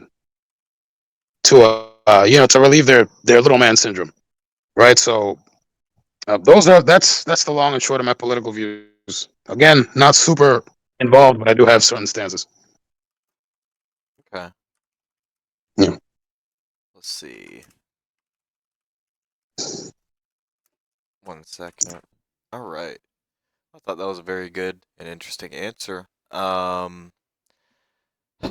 guess I do want to tie back to something that has to do with that, but one that I did want to ask you first and foremost was you did say why are they self-pitying when you were able to do this yourself? You feel as though the race obstacle, the minority, whatever have you, is something that really did not hinder you that much, or at least you were able to overcome it. Why do you think you were able to do this, and either other people are not doing this because they can't or they don't want to? Like essentially, why were you able to do this? I think if I were to look back, I think it did help that my family, like, I think it did help that my family was somewhat strong. Um, like at least connected in a certain sense, and I realized that not everybody has that, right? So thinking back, yeah, I guess that would be one advantage I'd have. But I I think a lot of it, like further than that, is the values that my parents instilled in me. Work for what you want. You want something, you need to work for it. It was the same with my brother as well. So the focus was more on what I could do rather than what I couldn't do. And I guess I just ran with that, and I would notice the difference. At school, I was a pretty high achiever in school. Would get good grades and acknowledgments and things like that. And all these people who look like me are looking at me sideways. Oh, you think you're better than us? And I'm like, wait, no, I'm just doing what I know I can do. Um, yeah, I would get ostracized, but what I didn't understand was how you expect to be how you expect to be looked at in a positive light when you worship I don't know, you worship these generally like unproductive qualities. Like everybody just wanted to be like the cool archetype in my hometown was um the wannabe thug, the wannabe gangster, and this of that nature, and people were more focused on that. And I'm like, yeah, if that's okay, sure, live how you want to live, but then don't be surprised when somebody else is thriving, somebody's got their nose to the ground working, and they get what they get, and then you want to tear them down. It's even in rap culture. People rap about these haters. They hate me because I'm progressing. They hate me because of this. Yeah, that's the general vibe of the black community. Like, and it's not just the black community; it's my minority, other minorities as well, like Hispanics and things of that nature. Me personally, I am black, but I'm of Latin ethnicity. I'm Cuban American. Um, but yeah, like there's a lot of people are more focused on what they don't have or what somebody else has. There's a lot of envy, a lot of self pity, and like we're in this. There's a lot of generational preaching of we're in this situation because of these people, and then because of these people, we're in this situation. And and anybody who tries to tell you different is wrong. So like we're just gonna stay down. Don't don't think you're don't shoot too high because you're just gonna get shot down. Don't fly too high. You're gonna get shot down. I mean, of course, if you're preaching that, it's gonna make for a demographic that's scared to do anything, right? And anytime they see somebody advancing, they're gonna try to shoot them down as well, like the crab in a bucket analogy. Like I think it very much applies. I think if this were to be fixed, um, I think I think if stronger families were encouraged, a lot of this would be fixed. But beyond that, even as it is now, it's all about what you can do to get out of your situation. Like, not enough people focus on what they can do. It's all, well, this is in the way. Well, that is in the way. Well, this is in the way. Well, you know, if you mess with something long enough, you'll figure out a way to maneuver it. If you have to sidestep it, if you can just move it out of the way. I mean, it's and several people done it. It's not like it's it's not like I'm a rare case. You know, Yeah. so several people have done it. It's just and the media doesn't help. The media doesn't help at all. Um, now I've been rambling for a while, but you know, you get the idea. Okay. All right. One moment. All right. And one thing you did, I just wanted to kind of see if you had any sort of a noticing or could give me some substantiation here. You said you noticed the trends often in like rap music and between the races that you see this thing happening often, the people having this self-defeatist attitude and all this stuff. Would you say that noticing trends like this is something you do often? Um, And do you think you do it well? I would say I can look at a group of people and assess rather well what the mentality of that group is. Like I do it here on Discord. I do it with people in life. Really, I'd say I'm good at.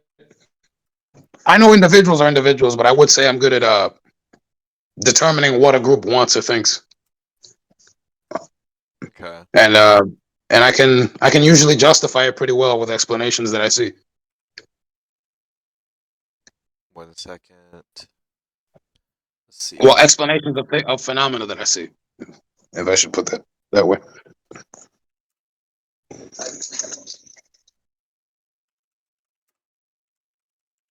All right.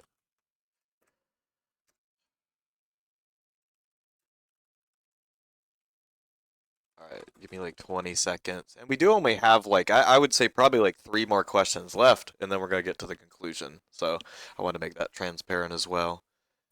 Okay. Let's see.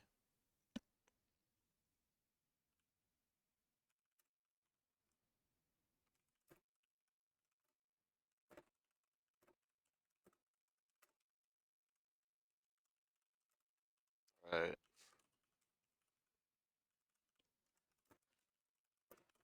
All right. We are back. Okay. So one thing, the thing I did want to touch on that it kind of had to do with that, but not entirely, was we were talking about, or you were talking about the police a little bit and where you stand on that. Yeah. I think more or less you gave me a pretty comprehensive rundown of where you stand on that and why you feel the way you do. But do you have any real world examples of any run-ins with cops you've had? Maybe do you have a friend that's a cop? Did you Absolutely. get pulled over? Give me like I've maybe two examples. I've been pulled over. In the time I've been driving for about 10 years. Yeah. I've been pulled over numerous times, but it's because I was driving like a jackass. Like I can tell you how fast I was going in every instance when I was driving, and then when I did get pulled over, um, it was exclusively white policemen. I think that has to do with where I'm living now. Um, all my interactions have been peaceful. Yeah.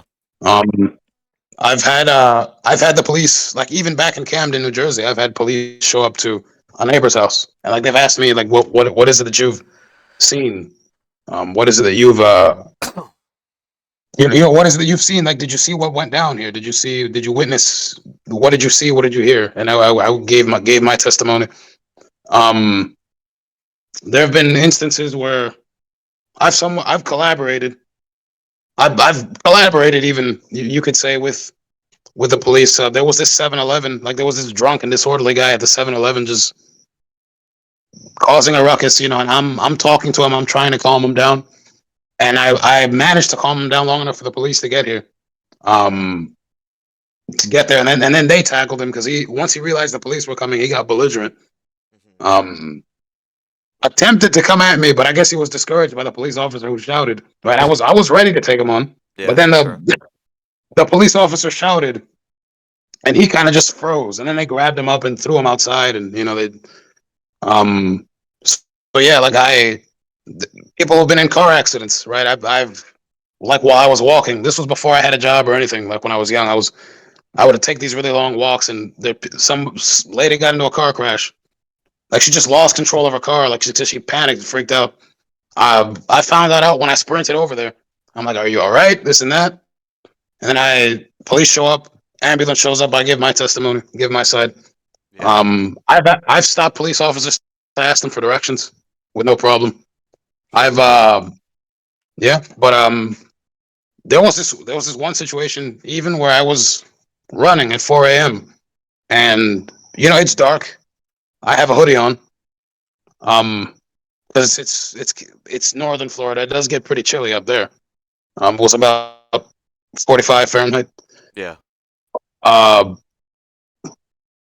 so they see me walking back and they're like, "Hey, we have some questions for you." I pull my hands out of my pockets. I walk over to them. I let my hood down. Okay, what's the issue? And then they go, "Oh, you're not him.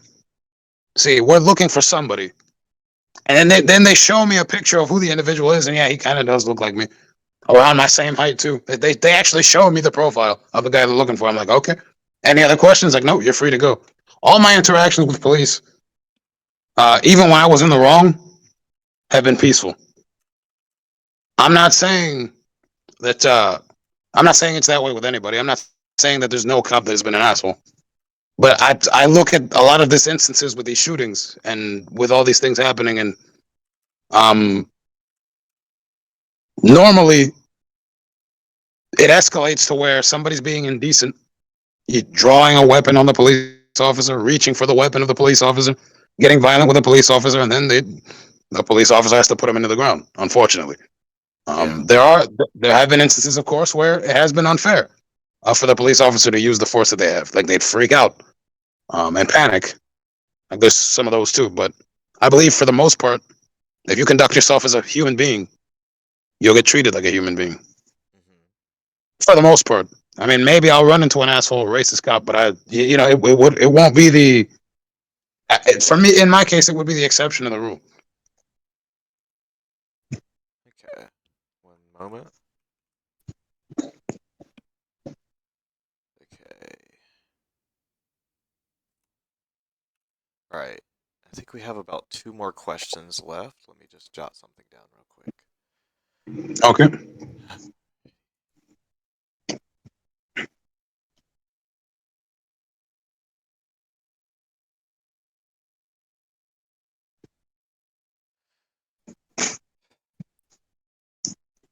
One second. Okay.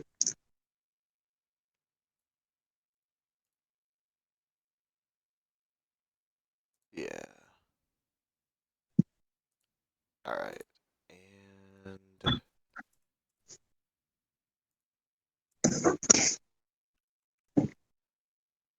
all right. So we have two more questions left, and then we'll have a type for you. And I'm pretty confident in this. I'm not gonna lie.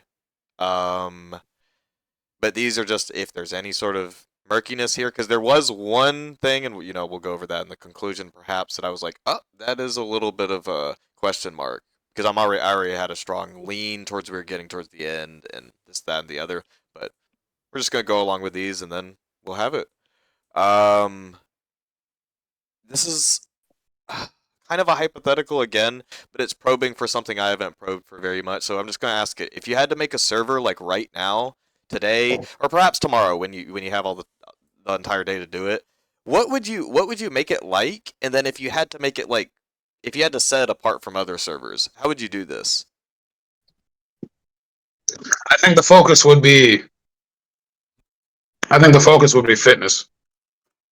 Um just fitness and motivation driven. Like if I had to make a server, um people would talk about their goals. I'd have a channel for goals and aspirations. I'd have another channel for progress, maybe progress pictures. Um, and the space would be exclusively people who are um, either goal focused or they need.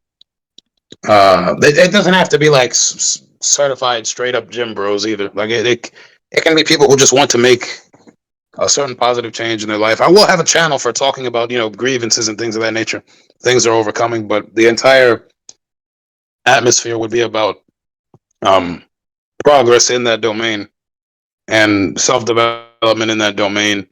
Um, there won't be. I would encourage competition between people. If that keeps them motivated as well.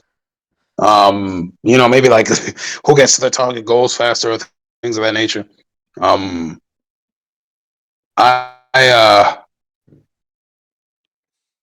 it would be. You see this. The thing about communities like mine, or like the ones I have in mind, where there's a certain focus in mind, like they sort of tend to police themselves. I don't mind policing my space, and I will. I'll set up people to police it as well. But those kinds of environments police themselves because people who want to be disruptive and people who want to take away from the focus instantly get shit on. Instantly get shit on. Whenever there's a target goal, when it's something like this that's typology, it's pretty open. It's pretty social, and you have room for disarray, which is fine. And I'm not criticizing that because that's the server. That's it's a community server. But whenever um and I wouldn't focus on numbers either. I would focus more on uh the mentality of the individual, like what they plan to do here. Okay. Um yeah, but like whenever you have a community that's that focused on something, it tends to police itself. So yeah, that's more or less the vision of what my server would be if I had to make one. Okay. 1 second.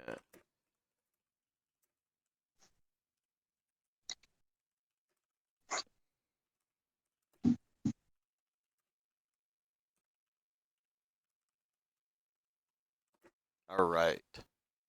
Very nice. Very nice.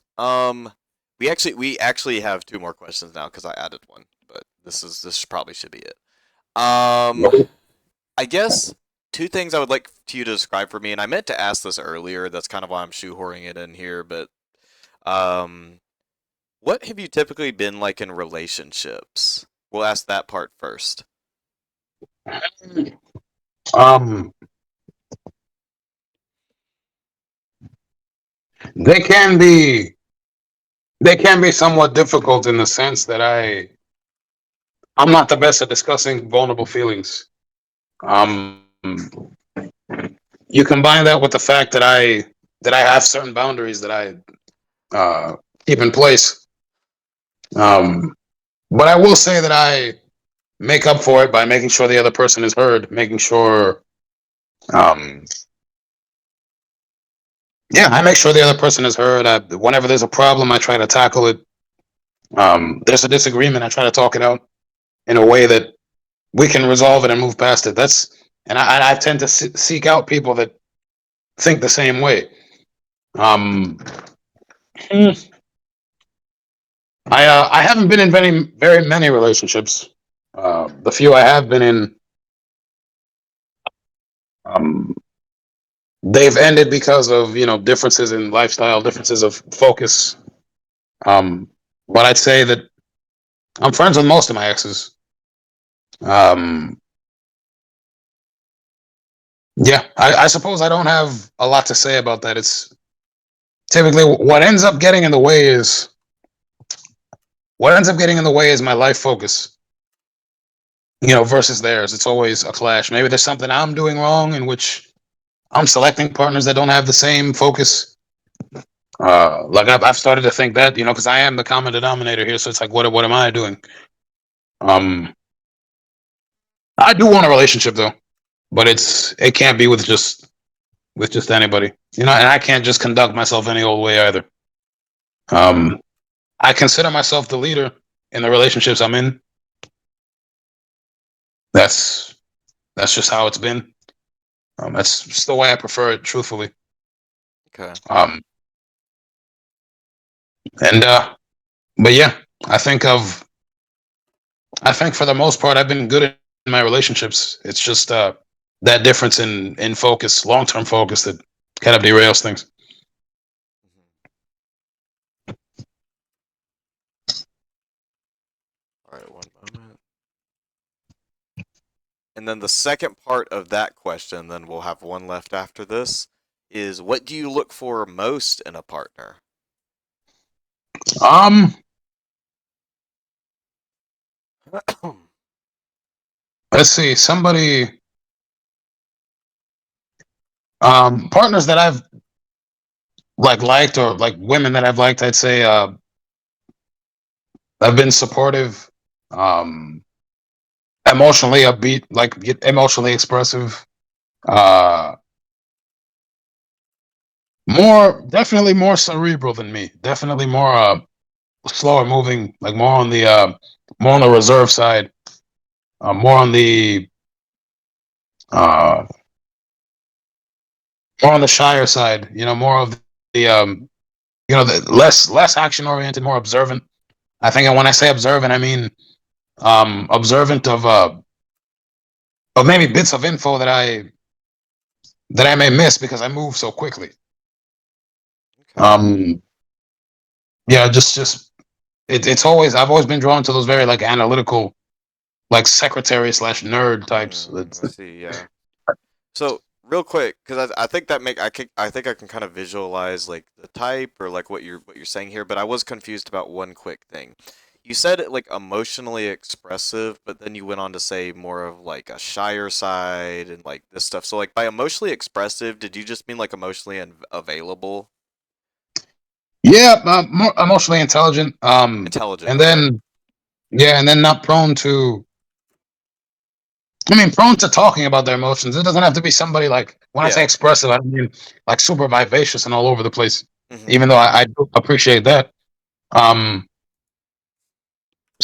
Somebody who typically talks about their grievances, right? So that I know what problems to solve, or I can talk to this person about mine without it getting too what's the word? Without it getting too awkward. Um, yeah, like it's typically yeah, and I just like sitting back and watching my partner like a movie sometimes, like just seeing their expressiveness in play. Uh, Sure. like they're seeing them like, express their interests and things of that nature. That's generally like I'm more of the gas pedal in a relationship. Like I'm somewhat looking for the it's like the break, I guess, in a sense. The red light's like okay, like so maybe let's consider this alternate path because I'm very decisive, but to a fault. A lot of the time, I end up missing certain bits, and then if my partner catches what I may miss, maybe give me some like present some of this, then I maybe maybe it'll help us both make better decisions, or me for that matter, make better decisions. I tend to look for that. Hold up. Let's see.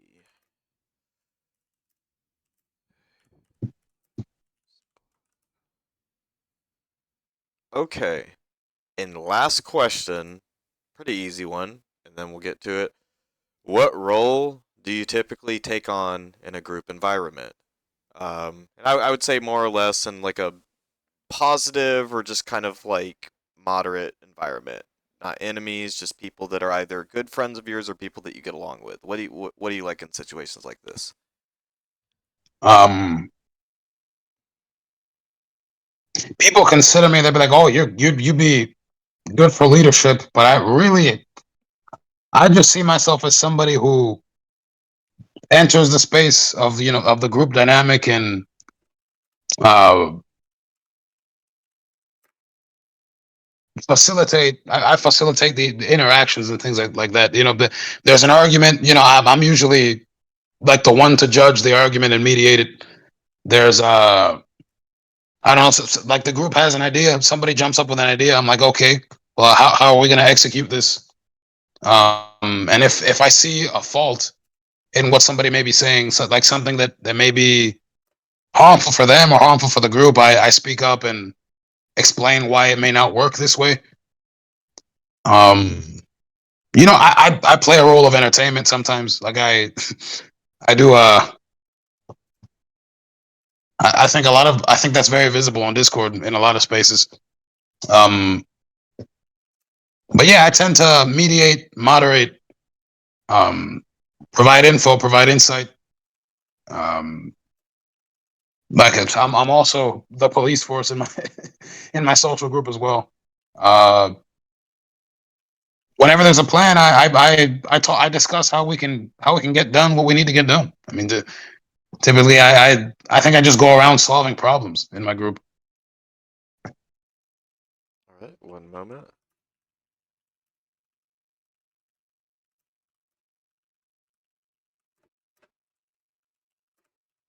All right. So let's see.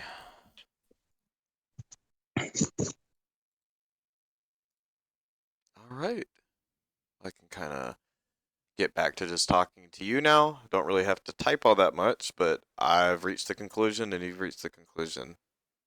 Are you ready to hear what you are? Yep, ready. All right. Let's make it a little fun too. What type do you think I'm gonna type you? I'm curious. Ooh. um,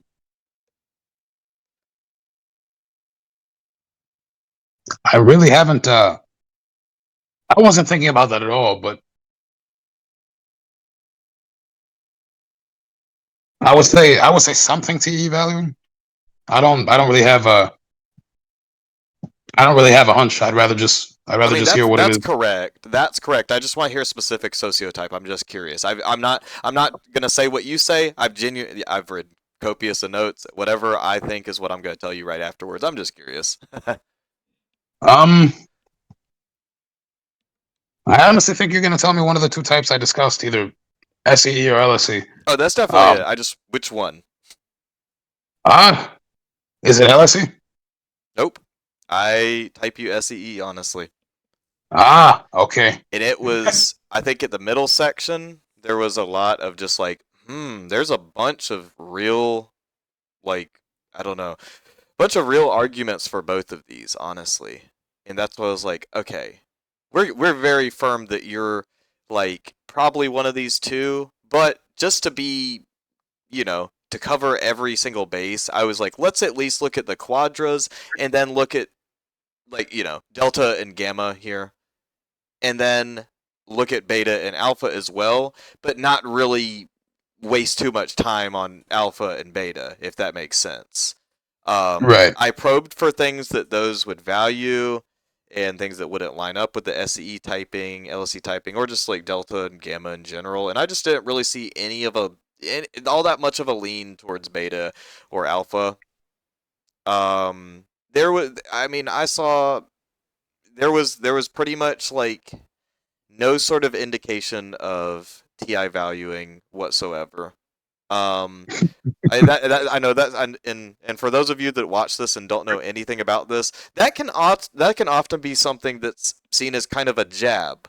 But what I want to tell you, Blaquaman, and what I think is really the key to all of this, figuring out your type, and what you should probably like, if you agree with what I've assessed you with, this, that, and the other, and you want to like have a real killer with this, honestly, I think that you are a very competent individual, and that's the way that you speak and the way that you carry yourself is very competent. So what may happen is I think there's people that could find issue with the SE typing, and of course SEs can be competent. I'm not saying that they can't be, but I'm saying Absolutely. the kind of the TI polar and the way that a more classic like SEE could be. Just the way in which they talk and the way in which they rationalize and arrive at conclusions isn't really that similar to you. But what I think this is essentially is just I think that with you, it's a very clear indication of FE demonstrative. Ah, And I think what's cool about that is I just think that you don't really give a shit about it that much, but you are so like maxed out stat wise at being able to have this sort of pull on people. And I think what happens is often the TI stuff is not even going on in your mind. And it probably would not be all that well put together if you tried, but you just don't care about it. And you don't care about the FE either in regards to values, but you do it often. I think this is kind of just you have the SE and the FI, of course, is leading with these that you'd care about a lot and do well, but you also do the FE well. And I think this is just this subconscious thing that you really probably don't know is going on that often, but you do so well, is really what's making you quite a competent individual. And I think that's Uh, what makes everything come together for SEE really nicely. And Now again, that makes sense. yeah, Like, now it, that makes sense. But what is it? If you could go into what you saw that oh yeah, like relates to definitely. everything. Yeah, definitely. Just one second. Sure. I'm pulling up.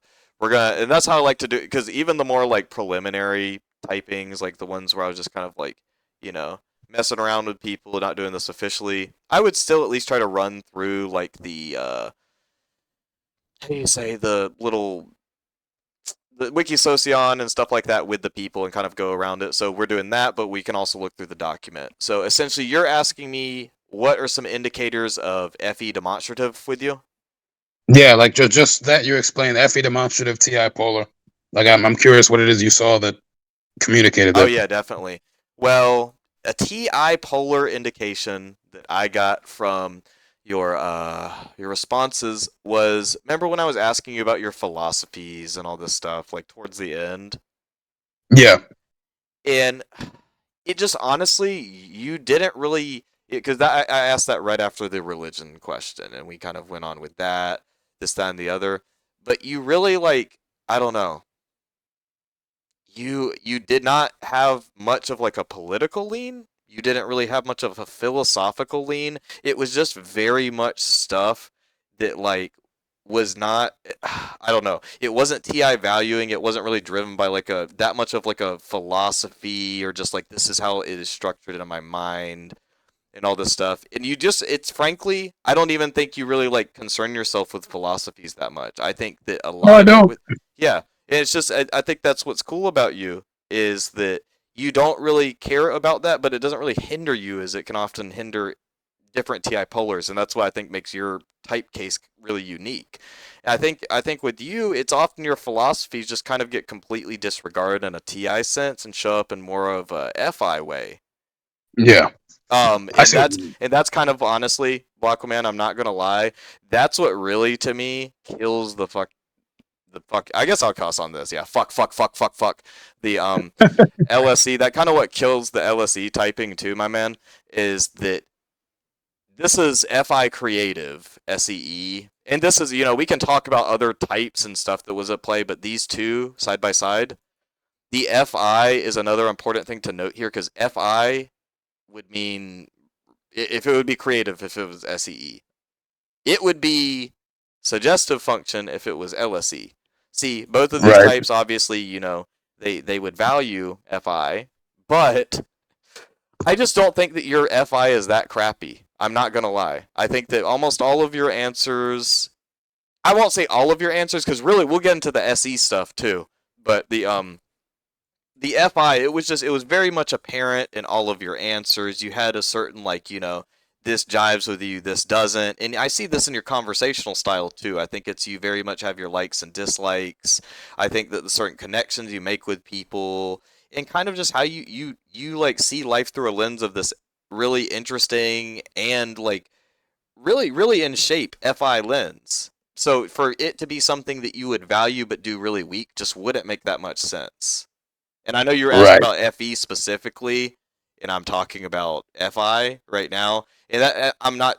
I'm just kind of going around like all of the information elements here. So essentially, what I was saying is the FE explains your competency, and if you're asking for why I specifically think that you do that well, because I explained the TI polar and then I explained kind of some FI stuff. With Yeah. FE specifically, FE demonstrative, I think, I hate to say this, but like in kind of just, it didn't really ask that many questions that have to do with like me getting your FE or wanting to know where you stand on it. But that's kind of it. Is you didn't really talk about it that much. You didn't really talk about valuing the influence you have over people. But then often in your stories, you were just like, yeah, I just kind of did this, and that's how it went, and everybody followed, and blah blah blah. And even above that, just you talking to me, you talking in groups, the FE is very apparent and strong with you. Um, so this is Right. kind of just something that, I mean, I don't know. It's just that one too. It's like, I think that with you, with LSE, that would be FE role, which, I mean, still wouldn't be bad. It's not like it wouldn't be as low as your FI could potentially be if you're LSE, but then you have the FE here that's just like way weaker than I think it would be. Again, it would still be non-valued, is pretty clear, but yeah, that's just where I stand on that. Did you have any more Okay. specific questions? As far as I mean, no, because like SEE is the type like I came into the community thinking I was. LSE was just a consideration based on other arguments I made. But I do I like how you had to explain FE through the lens of FI. Because that's the nature of the creative. And yeah, like I definitely don't value FE, but I can see what you're saying as far as it being a tool to get things done and how I use it, I guess, in conversation and such. Yeah. I guess another question would be Mhm. how did you figure NI suggestive? Oh, certainly. Yeah, that one again. I had a very specific part put into I, I'm place. I'm not gonna I'm not gonna question TE mobilizing because that's obvious to me. But Sure. Yeah. and suggestive versus antipolar. Yeah, and I mean, I think we're in agreement too. T valuing is very, very, very big with you. I just simply, I that let's discuss the TE real quick. Base as opposed to the mobilizing. I just think again that the TE base. I think that simply this. If this was the case with you, I think that you would not put so much thought and like care into like these things that I mean it's good. It's you do value TE, but a lot of like the decisions and stuff that you're talking about that you make, it's just really to me, it seems like this is just like FI usage in these situations like that. That is very very clear with you. But the TE, it's like some of basically what I'm saying, dude, is like some of the decisions or like the rationalities that you come to is like FI first and foremost, and then like TE is not really showing. Yeah, I'm kind of doing a shitty job of explaining this, but I guess what I'm saying is a lot of your life endeavors, you value the FI and you value the TE, but you do the FI stuff like really exemplarily, if that's how you pronounce that. But the Yeah, you do that well. I think the TE stuff you can come into your own with it, and I think that you're good at it. But I don't think it's just as kind of like almost always on as your FI. So that's just my explanation for TE. But I got a little carried away. What were you initially asking again? NI seeking? yeah, and I seeking. Sure. Yeah. I personally think let me get to the thing because it had a lot to do with like the romance styles in this. Okay, so this was really cool. Towards the end, you were talking about not just in the romance styles one or not romance styles specifically, but just like what you look for in a partner, what relationships been like. You very much like in that one, but also how are you in group environments? Put a very like I don't know a very keen and like honed in focus on the fact that you like when people notice these trends and stuff like that. You know, you like when people are perceptive. Um, it just even in when you're talking about how you are in a group environment, you're kind of like you like when things are brought up. You like when people say their critiques and are able to notice the faults. Again, kind of being perceptive and noticing the trends, which is another thing. Is like if you were LSE, essentially, unless I'm dead wrong on this, and I apologize to all my viewers, I'm pretty sure LSE is like a J type, and then the SE would be a P type. So it's like I think that just you're all about the perception really, and I think a lot of perception has to do with NI and the noticing of the trends, and it just ties together very nicely. It's something that you very much aren't necessarily the strongest or most confident with yourself, but gosh, do you really like it? Yeah. Yeah, I guess what I did say about looking for somebody that notices the gaps and things that I miss. I guess that could be Oh somebody yeah, definitely. expectation Yeah, of that's a good yeah, point. yeah, Because I yeah. had yeah, it's like um you know that Ferris guy, right, that comes around here? And I'm not trying to get too off topic for the viewers. We're probably about to wrap this up. But that guy that you know how he often talks about like the you can tell what type people are based on the face and stuff. And that's I'm not Yeah. gonna slander him publicly on this YouTube video, but that's just, if that's real or not, I don't know.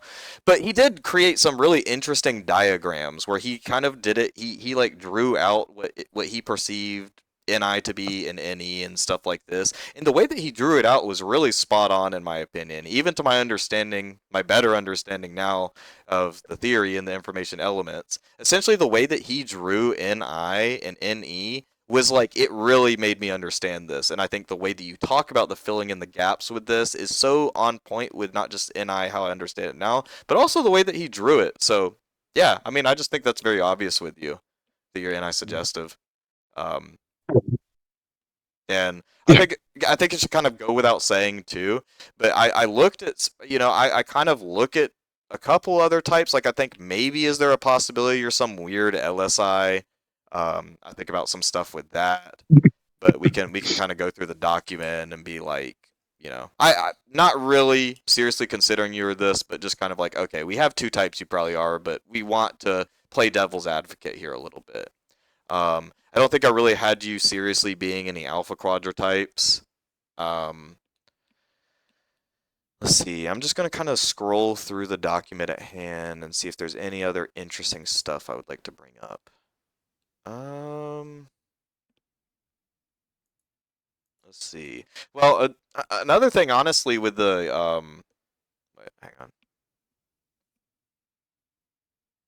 Okay, so this was I'm so sorry. I'm trying to find this one. It's like I think something went awry with the size of the fonts. Okay, here we are. Here we are. So I think this is where it really started to lean into like an interesting sort of like gamma first and foremost over delta thing here. Is we had you started when I asked you about your living space and all of that. I think what I had here was kind of this like I didn't get any sort of an SI valuing whatsoever, and it didn't really seem like it was weak nor strong. And it makes more sense that where your SI would be as an SEE. You know, I just with that one you using SI in the way in which an LSE would creative. That just didn't make any sense with that answer. I'm going to be quite honest. In what way? Like how? For What is it that I? SI. No, but I mean, like, what is it that I said that brought you to that Oh conclusion? yeah, and I was gonna get. I just honestly, I was kind of, I was trying to convey to you what I was saying. And I forgot if I said SE or SI, so I was just making sure you knew that I was saying SI with this one, SI valuing. Oh, I do not think you yeah, are, and the reason that this is the case is because you didn't. I think that you were saying that like the environment being cluttered. I mean, I can quote you directly. Actually, let me yeah, cluttered space is a cluttered mind, or maybe I'm paraphrasing. I don't know if you said exactly like that, but I yeah, jotted that something down. like that. Yeah, so it I did didn't say really. something like that. I didn't. So to me, at least, I don't really see you as somebody that's like yearning for these SI things. I don't see it being creative nor valued. I just don't see it being valued whatsoever with you. Um, Now the thing about that is that you started talking about FI stuff too, but not that much. You were saying that this was kind of like inspired because of some like, feeling down in your life, like a depressive spell maybe is when things get out of hand, like in regards to organizations or like Yeah, the all that stuff. But again, it seems like it's a very much you can kind of tie SE stuff in there too. You using that just above everything else. You're just like, I don't give a fuck that I'm depressed, and I sure don't give a fuck that everything's messy, but it's the T valuing that this had to be fixed, and the SE over everything valued four dimensional is just what makes you actually accomplish these things. It's like I don't feel like you just don't really give a crap about like how messy it is or how comfortable you are, but sometimes it has to be done. And I just think with SEE, you having that is ignoring would make sense. It's almost as is. It's like you're literally just ignoring that stuff, but it can be done. It'd be strong rather than weak. You know? right. So Yeah, that one makes sense. And it's more that one's more about the values though. I need to stress that because it'd be the same like strength over those two. But yeah. Um Trying to look through anything else that may be interesting. I mean definitely a lot of just like not unethical per se, like combativeness amongst people. Not necessarily you being like, oh, I'm just gonna be mean to people and start shit. But a lot of your stories were kind of like your stories and just kind of the way that you perceive society is very much through in like SE first and foremost lens. It's like you're just kind of like you have this very intense aura to you in both I think the way that you think about things and just kind of your demeanor. Um, so Oh, that really? yeah, and I think you value Like it too, huh? a lot of people on here would describe me as chill. Um, but But that's what I was saying. It's I an can. ethical forcefulness rather than just like a menace. You're not a menace. You're just Oh, very like firm. You're again, when we talk about SE, the misconception that it's just being constantly provocative towards people and this, that, and the other, trying to start fights all the time. That's a little bit misplaced to say that. Essentially, the way that I agree. the way that not only I define it as, but the way that it's defined is really kind of like knowing how to apply this pressure and like uh, using it in a way that actually makes sense and makes it so like essentially your ability to hone in on like the pressure points of situations. It could be people, how they behave. It could be situations, how to get what you want. But you're just very headstrong and you notice these pressure points and how to get what you want, probably without even having to think about it. And I think above all else, that is truly SE. It's like you don't overuse it, you don't underuse it, but whenever that SE stuff is in question with you, nobody does it better. Yeah, I mean, I could say I know how to be economical with the force I apply for sure. Like that I Economic. will say. hmm And Yeah. yeah, and that was just another thing. Like, let me go over that part too, because not necessarily economical, but when we were talking about the your hobbies, stuff like that. Let me get to the section real quick. Okay. Yeah, because I mean, I with the sort of like you were talking about your hobbies and like how you approach guitar playing and stuff like this, I didn't really get that much of a lean towards any one type over the other through this, but I just did think that this kind of garnishing everything else that I went through with you for whatever reason really just explained to me that the way that you go about stuff again is just very much more perceptive than anything. It's like you essentially you go through you're like, okay, I want this to work the best way possible. So you're talking about the different picking techniques, you're listening to the music, you're trying to emulate this, and if it doesn't work, then you're like, well, maybe there's something I'm not getting. So I think the fact that you're very much apt to do that and not just keep trying the same thing and having that not work and just being like, what the heck is going on? I just think again, it gives more of a lean towards SEE there than LSE. I feel like an LSE would have done that differently. I feel like an SEE would have been like, well, I'm just gonna actually try something different. I just feel like I feel like whatever you set your head towards, you kind of accomplish, and that's just maybe it's just my understanding of SEE, but it just I feel like it's a very powerful type, honestly. So it's like every type can be cool, every type can be badass, really, but at the same time, it's just the SEE is a really really coolly unique one because they're the TI polar, so they don't really care about like what really should make all that logical sense. I'm not trying to put you down here, but they just kind of do, Oh, and I they get it. often succeed. And I think you could probably see that with yourself a lot. Yeah, I do definitely. I focus on can rather than like should, right? And I do tend to probe around for different methods for getting something done, right? And I don't think yeah, I don't really place too many constraints on how something should be in principle. I Yeah. more so care about execution. Mhm. Now, what was a real big shocker after that, I will tell you, is the when I was asking you about which of the hobbies would stay and go. I mean, you were very quick to say working out's first and foremost. That stays. Um, Yeah. yeah, that one. You said energy management is like how you feel as a human being. I assume is what you meant. Your energy management is better when you're working out. Um, that one seemed very just SE valuing, good SE. The fact that and you were very like again, you were very quick. I said, which ones would you pick? You were like, well, working out stays, and then you had to think about the driving, the guitar, and you eventually went with the performance driving. Yeah. And then you started going on about how you equated freedom with driving and this, that, and the other. And just intuitively, that seemed like a very much more SEE way to detail why you would keep that one, as opposed to an LSE. Um, I just again, it's really what exists here. is it's kind of just the I think if you were a more rigid person and answered in that way and answered differently, then you'd be an LSE right now, in my opinion. But you're just not all that rigid, in my opinion, and it showed with almost all of your answers.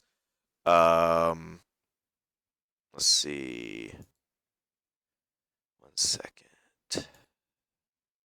Let's see if there's any other things that we need to touch on. There is one thing. What's that? If I were to clarify, when I talk about how I feel as a person when it comes to working out, I'm more so. It's a very bodily sort of focus. Like Yeah. I do not like waking up in the morning dragging my feet. Like Oh it's yeah. yeah, I like to be energized. So could you not make an argument? Now this is just one point. I'm not about to make you change your entire conclusion on one No, point. I'm But hearing you definitely. Because I would you have a say lot that's more more of an points SI, towards SEE than this one, but would I'll hear you out. Yeah. would you say that that's not more of an SI focus than an FI focus?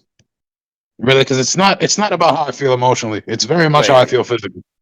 I think we're getting a little bit. I think there might be a little bit of a misunderstanding. I'm not saying that the working out first and foremost was the FI indicator here. I'm saying that that was more of a clear SE indicator. Oh, okay. I just Like, equate. Yeah, I think that essentially just kind of you doing that, you don't really see him in like I just again I equate the SE and kind of the reason you're just kind of like it has to happen. The working out and me, this is just this is how I feel my best and all this stuff. And you could kind of maybe in some weird way rationalize that that is more SI than SE. But if somebody said that, I would probably just disagree with them straight up. I just think that's more of an SE thing than SI. But I was saying that because of you started talking about I don't know. It's just it wasn't necessarily FI here, but it wanted me to it kind of led me to probe more towards like how do you actually perceive like these travels and stuff like that? Like what is the connections and like stuff that you make with this? Like what makes you what do you fixate on? And then where we went was we talked about your travels and you're talking about like this guy you met up with and you kind of like talked about some stuff that y'all shared experiences. I think that it was kind of showing a strong usage of FE, but it also showed strong usage of FI, and you value that. You value FI very clearly with a lot of your stuff, and that wouldn't be the case if you were LSC. That's really what kills it. I'm not gonna lie, dude. I mean, yeah, that's acceptable, I suppose. I did cover a lot of ground relationship wise. Like that's Yeah. yeah. So let's see. And again, I hate if there was some sort of real like argument to be made for any sort of like a non-TE valuing type, then we could talk more about the TE stuff and how you value it and where that would exist with you. But essentially, it's just like you very much value it. Um, but again, it's just something that's kind of there, but wasn't your fixation throughout the whole entire thing. So I feel like it would have been inappropriate to evaluate you and say that TE would be your base function. It's something you clearly value TE, but it's not your bread and butter. SE is without a doubt. Um, let's see. Any other questions or anything? I'm kind of just going through it, but might be Not towards at the the end. moment, no. No, Okay. not at the moment. Um, again, just kind of went for that a little bit more. Let's see. I mean, I thought the restaurant story was pretty funny. Where you're saying that let me read this. Yeah, when you were saying about the whole room went silent and this stuff, I think a lot of your I think you did an awesome job, a fantastic job of just explaining all these real life scenarios and just like you just kind of Blaquamaning all over the place. I think it's great. I think it really makes the SEE typing just I'm honestly like with that it feels very right that you're SEE. I think the LSE and kind of in theory thinking about it was interesting and thinking about just everything else at play with you was interesting. But essentially, when you really get down to who I think you are as a person personally, you're SEE. Okay. And you're a quite healthy one, if I might add. Not healthy. You're a very competent one, and I think that's something that I'm gonna take the session and look up more about SEE, look up more about all the information elements and just say, why is Blaquaman different than other SEEs if I type other SEEs? And that's some interesting stuff right there. But I mean, I don't really think there's that much more to do here. I think it's just your SEE. You can probably end the video if you're good. I mean, yeah, we can end here. I mean, that is I would say that is the first type I've considered, Yeah. right? And I think that's the type I can realistically make the most arguments for. People disagree, right? But but yeah, like I can't see why SEE fits the bill There you for go. sure. All right. Well, everybody that watched, thank you for watching. There's definitely going to be more of these, and you know, everybody in your head, thank Blaquaman for being here and doing this thing for. Let's see, we were at 2 hours, 25 minutes, 29 seconds, more or less. So it's a long time, and I appreciate you doing this just for trying to be more accurate about, you know, the theory and getting to know yourself, and just honestly really good first session for me, and really good on your part too. Okay, no, and thanks for typing me. Thanks for taking out the time. I know you've Of been working on course. these questions for a while. And whether we keep, Yeah. you know, I like to keep it rolling with this and make this into something very big, this channel. To all of you guys watching, and to you, Blaquaman, everybody in this voice call right now. But if it is or it isn't turned into something big, nothing will change the fact that you were the first person that I officially typed. Nice, yeah. Yeah. Hell yeah. All right. So let's All end right, it thanks. right now.